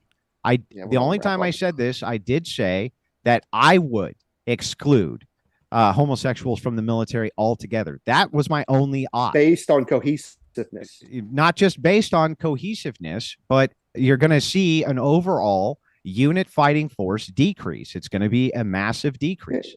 I mean, if we follow your logic, we would never have blacks in the military. That's not true. That's not true. It took, if we follow your logic, which is to separate them. It took 200 years, roughly 200 years before you started to see this kind of cohesion exist between blacks and whites in the military too. Before that, they had segregated units. Yes, it is true. That's not fair. It hasn't been 200 years now. It was about 200 years. Yeah. No, it wasn't. Well, how long? Okay, how long? First of all, how long was 200 years. How long was it? Because we haven't had a military force with blacks in our military force for 200 years. Yes, we have. It didn't start till the 1900s. What didn't? We had black soldiers in the Revolutionary War, you dunce. the Confederate side, but we're not. That's The Revolutionary War didn't have a Confederacy, you my idiot. Lord. So are you saying there wasn't The Revolutionary War cohesion? had no But you Confederacy. said there was no cohesion. No. Back up. You just got done saying that the What? Revolutionary War had a Confederate side that allowed blacks in it. No, what you're referencing is you're referencing modern time with black. What year did blacks start? Awkward laughter, not an argument. I'm ready for the next question. I just can't even believe that you said that, man. Yeah. Well, Yeah, back in the Revolutionary War, they fought on the side of the Confederates. This is big brain stuff, bro. That's not what it should, but it is what you said. Question was for Andrew. Watch another cuckold boy, dear. Question was for Andrew. So if you want to close us up, 10 seconds. 2 minutes off your life every time. How many of you spoke this hour? At least 5. Do you believe cigarette smoking is bad for you? I've met Christians who don't. That's why I asked. Yeah, I think that it has some negative health ramifications. You don't think it causes cancer? I didn't say that. No, I asked you. Does it cause cancer? I think that it can lead to cancer. Yeah. Yeah. Okay. Let's try to get back to our subject and also let Andrew close out on the subject here of don't ask, don't tell. Was that a good thing, Andrew? So if we can wrap it up in like 15 seconds, your final thoughts on that? Yeah, I think that it helped with unit cohesion. That's it. Ultimately, I am anti-LGBTQ. That is true. And I don't back away from that one iota. But I also think that there's reasonable arguments for why that should be the case, even if you're a secularist. And that's it. Are you afraid of them? Are you like scared of them is what it is? I mean, I'm scared of what it leads to, like transgenders having children mutilate themselves, for instance. Transgenderism and homosexuality are actually 2 completely different topics. Yeah, they may try to include it in the little cute LGBTQ, but technically one's about sexuality and one's about gender, and homosexuality is about being attracted to the same gender. It's a little different actually. So it's not actually harmful to be attracted to the same sex. Okay. Whatever. Now you might say particular types of sex are harmful, but straight people can have those same. I mean, you just got done, talking about how sex with dead bodies isn't immoral. That's not what I said. Yeah, I did say it was immoral. Yeah. No. You did, but you couldn't give reasons for why. All right. Until somebody discovers necromancy, let's stay away from the other word that starts with that. Yeah. All right, let's keep going.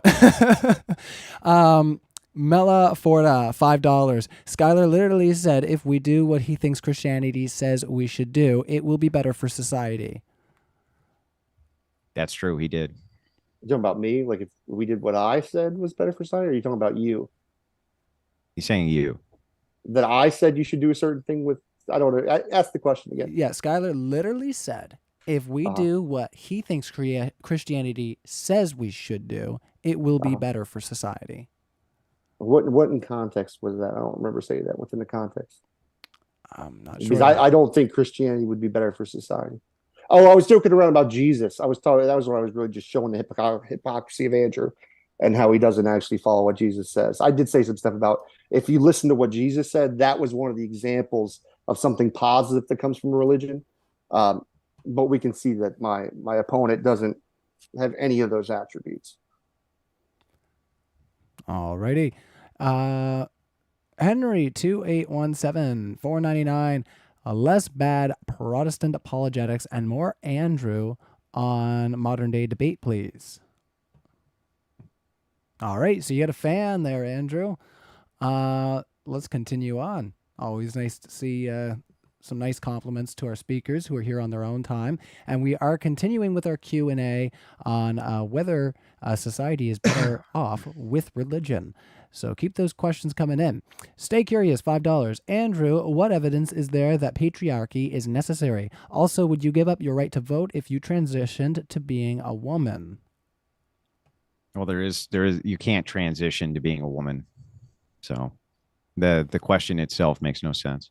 It's a physical impossibility. Okay. Well, let us continue on then.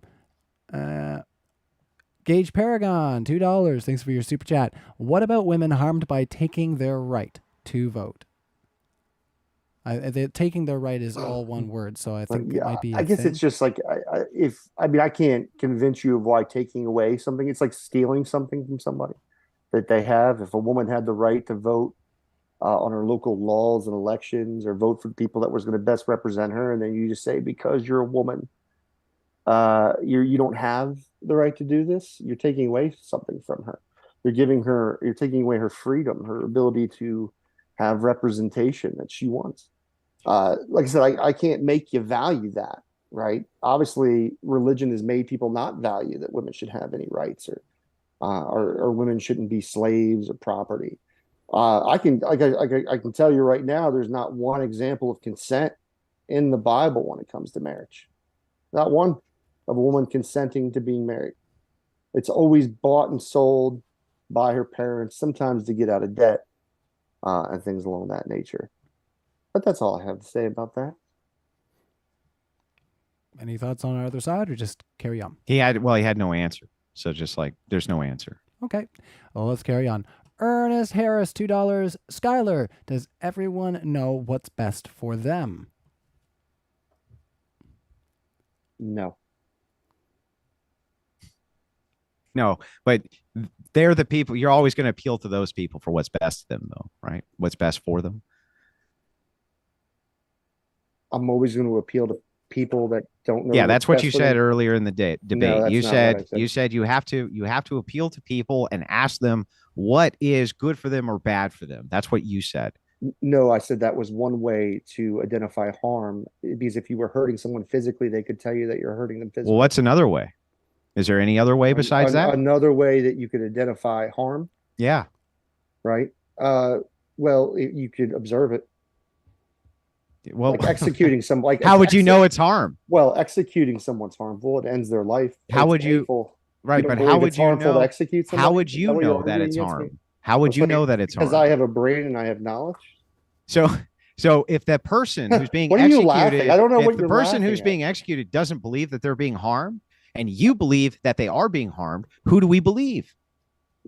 It's objectively true they're being harmed. It doesn't matter if they believe it or not. And what makes it objectively true? That you're causing them physical pain and you're executing them. What if they don't experience any physical pain and they're at the end of their Are we life? Really, like, at this point, this hypothetical, and they want you. Doesn't Yeah, this is called a mercy pain. killing. This happens all over the world. No, but they would still feel pain. Yeah, I know. So then it's immoral to do a mercy killing?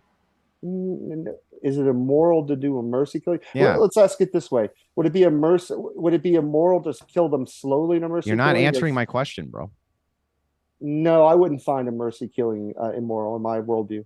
Right. You wouldn't find mercy killing to be immoral. So harm in and of itself and physical pain is not always something that you can objectively know that is something good or bad, right? Well, yeah, I wasn't arguing that it was pain was objectively wrong. You said that you would objectively know it. Yes, you did. No. No. Well, there's a difference between something being objectively wrong and objectively knowing something. So you would objectively know that mercy killing was wrong? Yeah, no. We weren't talking about mercy killing. We're talking about executing somebody. Yeah, it's just, but it's the principle's the same. No, it's not. The principle's the same. No, it's not. One's for their will and one's against their will. Yeah, but I got done telling you, what if the person wanted it and you said you would still know it's immoral? You said you would still know it's immoral. It's immoral because I can look and see that it's causing physical harm. Yeah, but so would a mercy killing. A mercy killing would cause physical harm. What's the difference? As I'm asking, this is my ask to you. I just how do you know? One, right? A mercy killing would be someone saying, "Hey, I want this," and the other would be saying, "I don't want this." This would be you could at least call it mental anguish then. Yeah. So how do you know which one's correct? By what standard are you asking? Well, because you said that you have another way to identify what's harmful outside of asking people. Yeah, I mean, I'm sorry, you're trying to argue you can't identify harm by looking at it, is what it sounds like. That's well, yeah. Are you disagreeing with that? Because otherwise, how do you know? Are you saying that I can't identify harm by looking at it? Yeah, I'm asking you what makes No, I'm harm. asking you, is that the position that you're putting I'm doing an internal critique. No, well, you're not doing I didn't take a position. Okay, I say you can look at somebody and tell they're being harmed. Including with a mercy killing? A mercy killing, yeah, I would be able to tell if they're getting harmed in a mercy killing also. Okay, but so if harm bad, harm immoral, according to you, then mercy killing should be immoral. Why isn't it? I think you're making, once again, mercy. You said, can I recognize if someone was objectively being harmed in a mercy killing? And I said yes. Yeah, but you said harm bad. I could watch. Yes, harming somebody is bad. So why mercy killing good? It's just like Okay, it isn't only it's just like saying like I getting a needle is bad if I have to get a vaccine. Like pain isn't necessarily bad.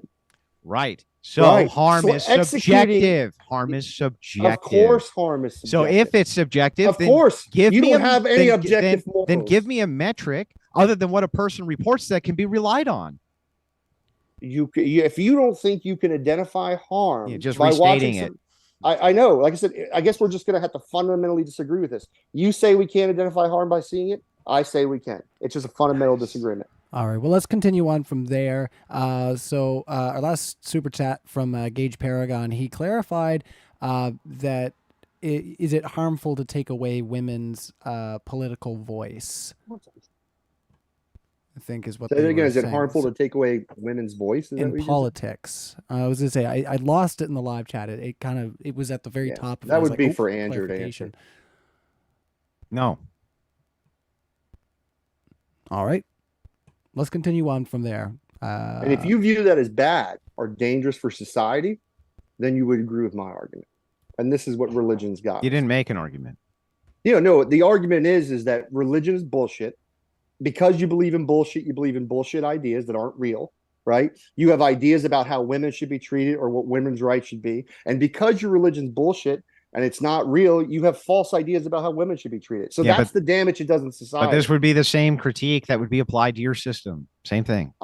We're not talking. I don't even have the system you think you're talking about. It doesn't matter what system you have. It doesn't be matter. applied Once the same again, way. it doesn't matter what system. We just this hand wave it out. Yeah, I can hand wave stupid arguments. I mean, let's state. I can just destroy them and move right on. I can just destroy them and move on. Stupid hey, everybody! Awkward laughter. Smoke more cigarettes. Let's continue on. But are you not entertained? Are you not having fun? We're having a good discussion here over on Modern Day Debate on whether society is better off with religion. I see there's 413 of you guys still watching. Take a moment to hit that like button. Now, you can't all have arthritis in your wrists, and I can hit a like button with my nose with my phone. So come on, what's wrong with you? All right, Shapeshifter, $2. Skylar is hot with a flame emoji and a little like thirst emoji as well. Shapeshifter says, is it immoral to think that?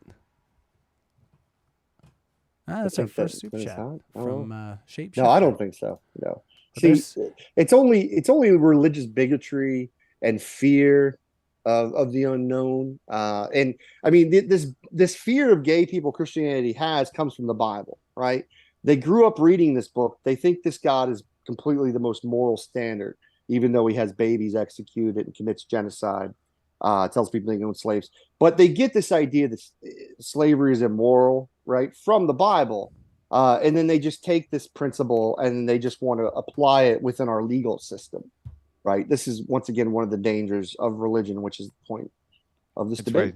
It's really funny. I'm sure he misspoke, but he actually just said his words were, they get the idea that slavery is immoral from the Bible. And that's why they apply this standard that way. That's what he said. Oh yeah, then I would have misspoke. They would have got the idea that slavery was moral from the Bible. Good catch. Alrighty, well, let's continue on. We're getting near. That's the thing. Is like, unlike you, I understand. Like, I appreciate humility, and I appreciate the idea of being wrong about something and changing. That's my good views. because but you just you just laugh and you just mock. Right? You have I deliver arguments and then laugh and mock after I deliver the argument. What you do is you do nothing that Jesus told you have been destroyed. You don't have a single argument. You've just been obliterated. It's terrible. You are the kind of person Jesus warned about, that people like you would come around and lead people astray from the religion. Yeah. When did he say that? What was the scripture? You could read that in Matthew. Yeah. What was the scripture? Yeah. It's actually in Matthew. Yeah. What's the scripture? Matthew chapter 2. What's the scripture? I don't know it off the top of my head. Right. Chapter 2. Right. So the thing is, do you want me to Google it? Do you want me to find it for you? So all you're do you believe it's not in there? All you're going to do is are you denying your Christian religion? No, I'm denying that you're because you isolated text. But you deny because you isolated text. I bet you haven't even read the Bible. Let's try to let doesn't mean anything. Have you read the whole Bible? Yeah, front to back, multiple times. Then how do you not understand it? Or I understand it fine. I understand there has to be contextualization for things, though. That just reading a scripture in the Bible actually warns you about this. It actually warns you about this. Just what did he say? Reading, how did he say we would know good people? Just reading scripture by itself Yeah, no shit. without having any contextualization, without having any authority, generally speaking, doesn't do you much good. The Bible's a huge self-referencing book. It's not something which is too easy for a layman to understand. People study it for 30, 40 years and still get confused by various things which are inside of it. So I don't know what just cherry picking your it's not passage doesn't mean anything. Like, I mean, you denying that Jesus, as the Canadian atheist actually super chatted, told you to be kind and gentle, and you aren't that way. Like, you'll make excuses for why because you didn't just because you think I'm an contextualize it. asshole. It's contextually not true that Jesus wanted you to be gentle and kind. It depends on the context of what he was talking about. So morals aren't objective then if it's contextual. So if you That's were to moral take relativism. if you were to take a piece of a passage that just said kill them all, let's just say it hypothetically said let's that. use Leviticus. Stop and let me finish. First Samuel 15. Stop and let me finish. Stop and let me finish. But hypothetically just said that. Okay, kill them all, and then afterwards it said is never a phrase that you should use, and you only used kill them all to demonstrate your point. Would you say that that's disingenuous? No, but what happens in the Bible is it's answer my question. Yeah, I just said no. I just said no, but it's very no. specific. It's not disingenuous. No, it's not. And well, here's the thing: in the Bible, you can look surprised, shocked, all over the place. I am shocked. Yeah, let me go. So in the Bible, what you're arguing, where it talks about like specific violence, right? You have your God ordering in context human beings to go slice open babies for what not their parents did, generations of parents ago had done as revenge for what their older generations have done. This is targeting babies, causing unneeded harm, right? This is a God who could just take the souls out of babies, make them die in their sleep. And then he forces his people, as Israelites, Hebrews, to go in with swords and slice them open, go through that awful type of PTSD. When you talk about like moral foundations, right? I can't understand from that perspective how you could argue any type of pro-life position from the Bible. We weren't talking about moral foundations. Yeah, sure. When you say something's right or wrong, it's according to your moral foundation. I didn't make a claim about right or wrong. Yeah. You've forgotten already where we were. Okay. We can go to the next question. That's because you're just being an incoherent, babbling fool. No. Well, do you disagree? Well, do you disagree the Bible says that those stories? No, I think that the Bible is both literally true and I think it's allegorically true. Both of those things. Do you think that particular story is historical narrative, that it is true that God ordered human beings to execute? I think that everything in the Bible is true. Sure. Right, so it's more. So hold on. It's moral for under the Christian religion. I didn't make any ought claims about morality. Well, I'm asking you. It's called a question, and you're avoiding the question. Is it moral? Well, if you want to set up a debate on that, we can do that. You wouldn't do it. No, I tried to, and you refused to debate your Christian religion. You know what? I promise you that I'll come back anywhere you want and have that debate with you too. So we'll have a pantheism versus Christian debate. Sure. We'll have a little powwow after this and work out some details, fellas. I'm not opposed to that. We're having fun.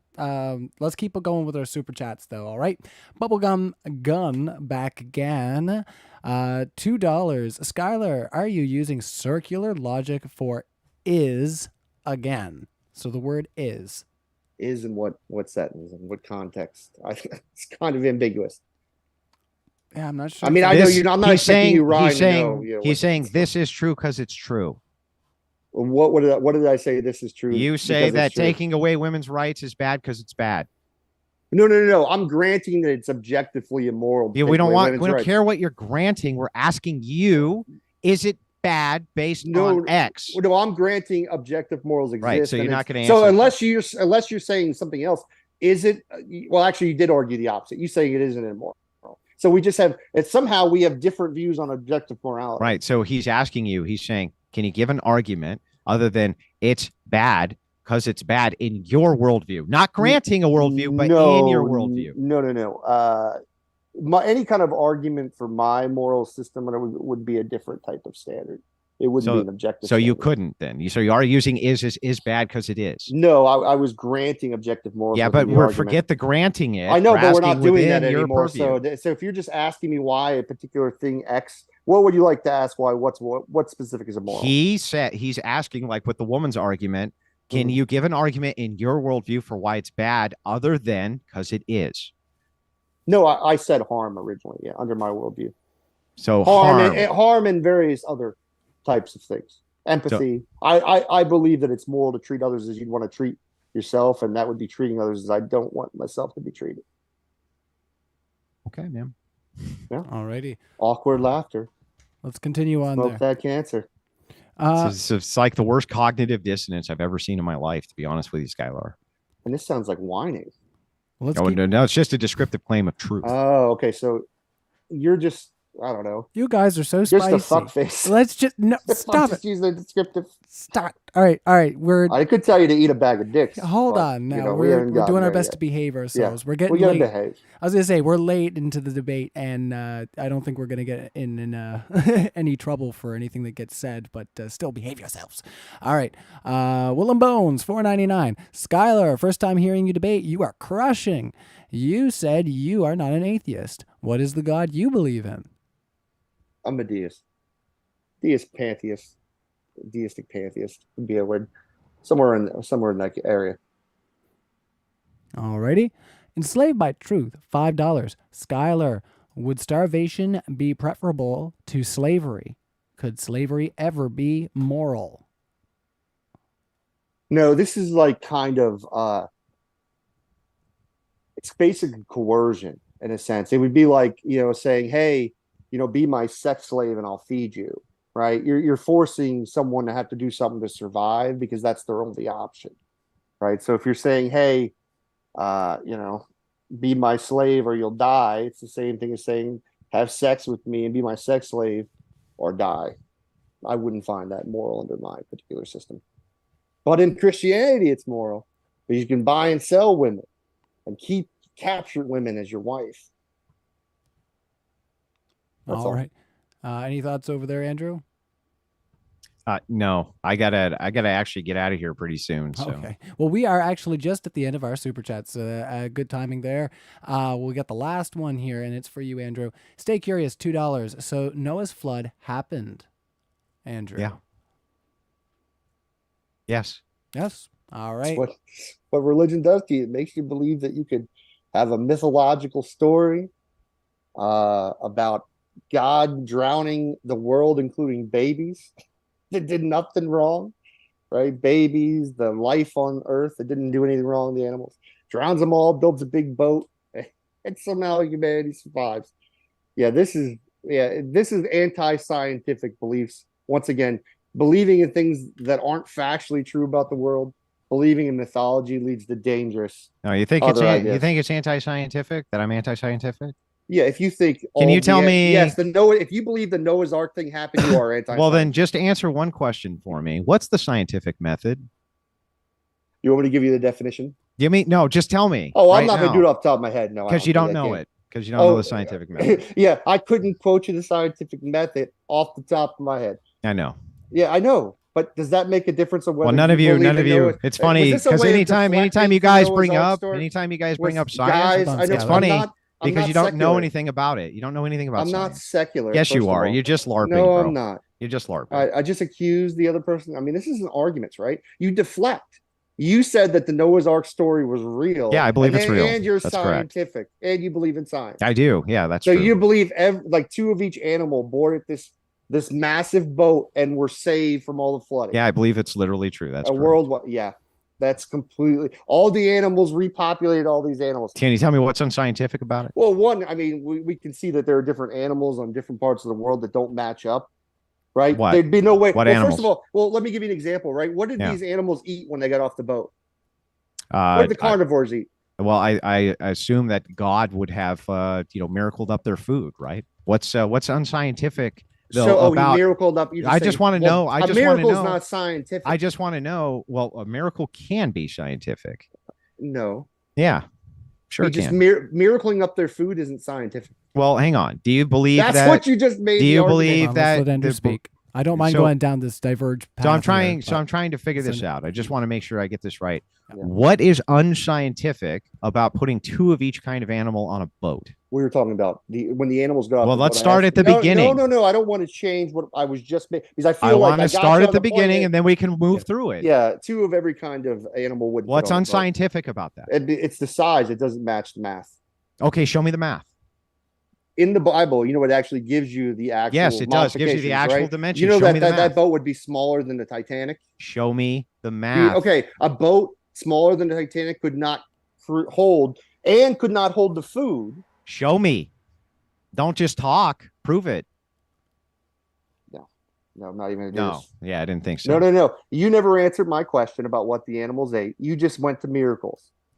Well, no, I just said if you're going to make these Miracle assumptions, food, or if you ask a question like this, you started with the basis of it's unscientific. It's like that's fine. This is but an argument. But as we walk through it, you're not actually demonstrating how it would be unscientific. It's unscientific because you could not fit the amount of animals there are on Earth on size of that boat. Demonstrate that. Because we have the dimensions of the boat. Are you saying 2 of every animal on Earth would fit on a boat smaller than the Titanic? I think it could, sure. You're ridiculous. Prove it. Have you ever been on a fucking boat before? Yes.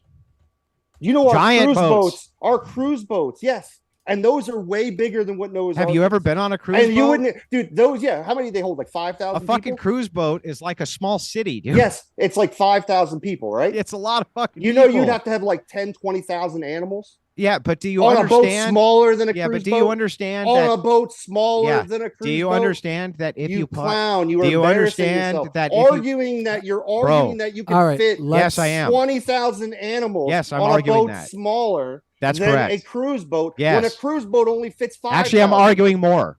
And it doesn't just fit 5,000. Yeah, listen, you might as well just say he just magically put them on a boat.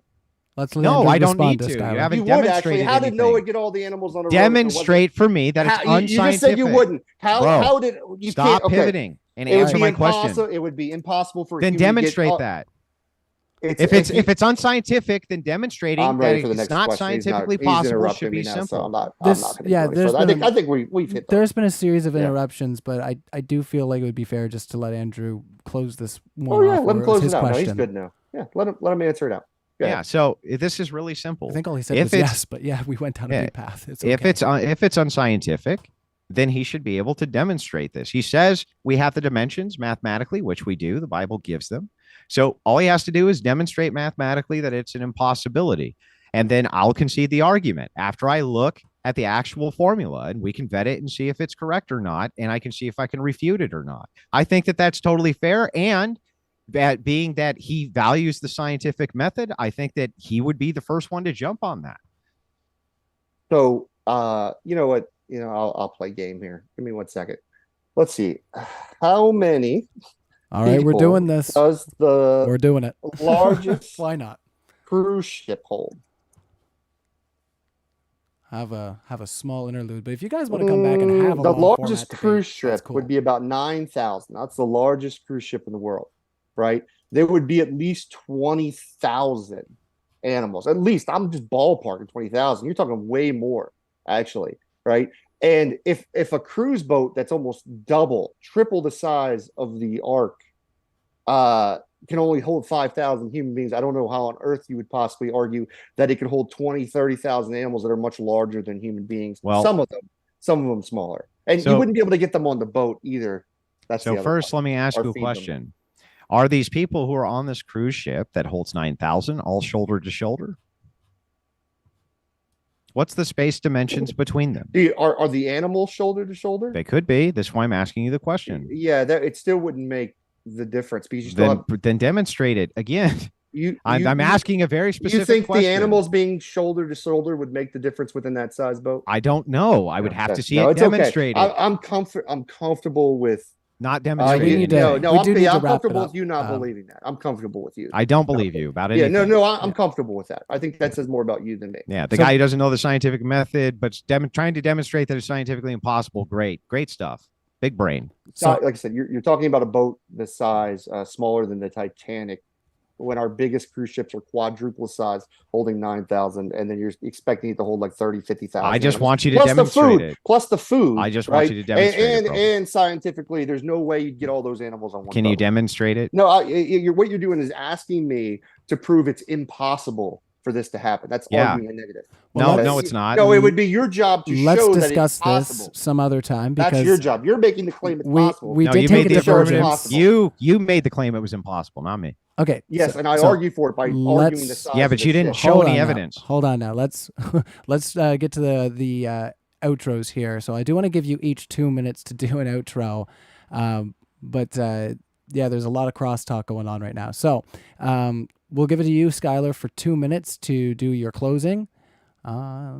Looks like I think it's fair. He has the last word as he opened first. Okay. If that's fine by you, Skylar, we'll let Andrew have an outro for up to 2 minutes, and then we'll kick it over to you. Perfect. All right. Thank you. Yeah. So, I mean, it wasn't really much of a debate because my opponent didn't have literally any counter arguments to anything. He didn't even make an argument for his case, really, that couldn't also be applied to himself. So he just had nothing. The whole debate was essentially about nothing. It was ridiculous. There was really no point to having it at all. And basically everybody has wasted all of their time by watching it. I'm not going to lie. So that's really, I don't really have much else to say. The guy can't argue. He has no arguments. All right. Well, I had a lot of fun. So yeah, if you did too, hit that like button, because we've almost cracked 200 likes on this stream. We're going to kick it over to Skylar for up to 2 minutes to close out his thoughts. Yeah, once again, I will repeat the argument that I presented. Religion is bullshit. Believing in bullshit being things that aren't true, things that don't correlate to reality, lead you to dangerous beliefs that are harmful to society, like bigotry against women, racism towards people of color, intolerance towards others that don't believe the same as you. Andrew's done a great job tonight of actually showing what religion does to your brain, and how you can think, you could be so anti-science to think that all of the animals on Earth survived on a boat while God drowned everything. I mean, of course, all the fish would die because of oxygenation, but we don't, that's the details of it. He's not going to really get into. The problem is like, that's an example, in my opinion, of bad theology, where you take scripture where you really should look at it more allegorical, but decide to take the position, ridiculous scientific positions.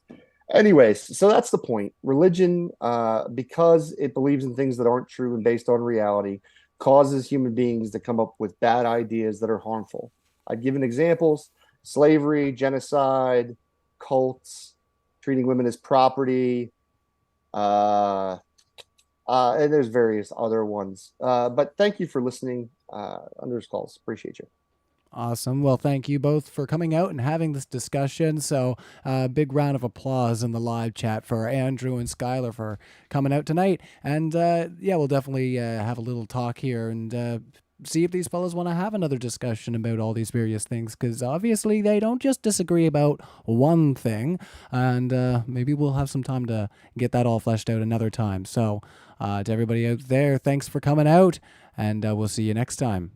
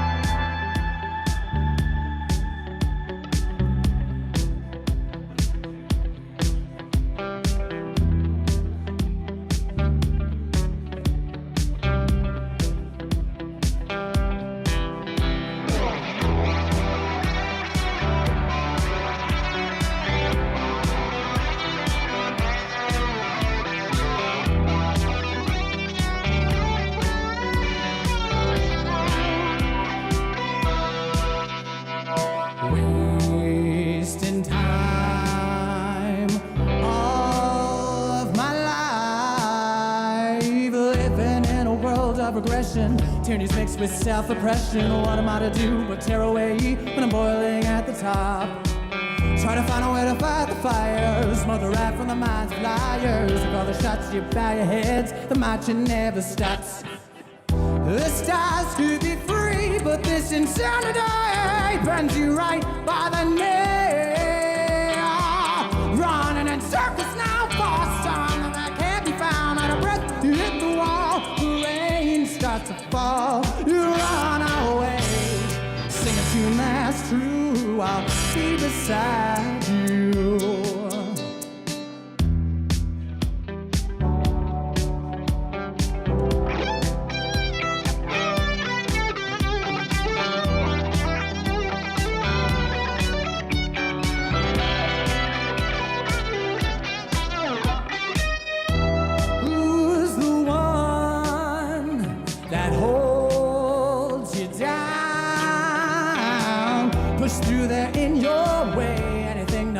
Stay. Cut the strings before your life starts to decay. From tears of blood, regrets of laughter, turn around and a heartbeat faster. Your hollow shape as the faith begins to drop.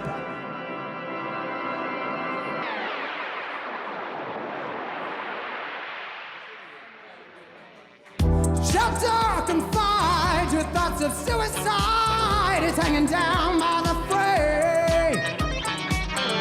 Running in circles now for something that can't be found, and there's no time for today. You pray it away, but the world would be untrue. I will rise against you.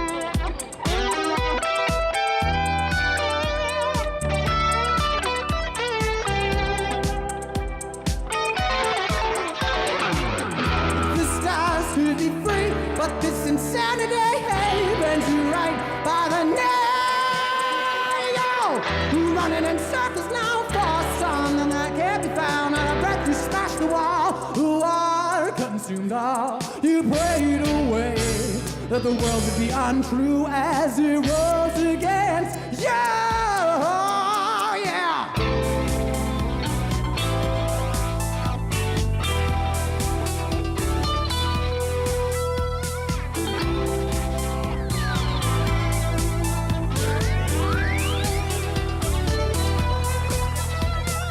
Lights all here, but if you try, the pain unveils through genocide.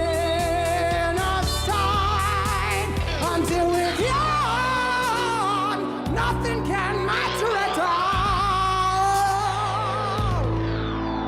When you're gone, nothing can matter at all.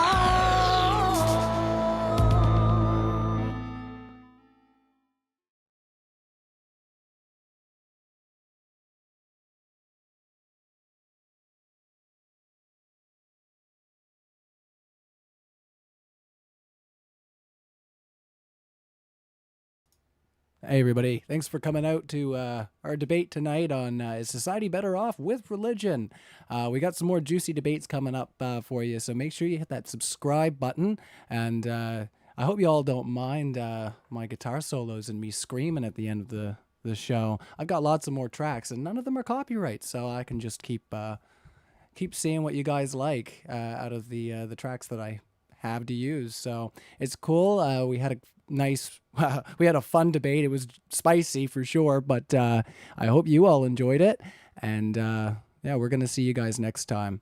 Cheers.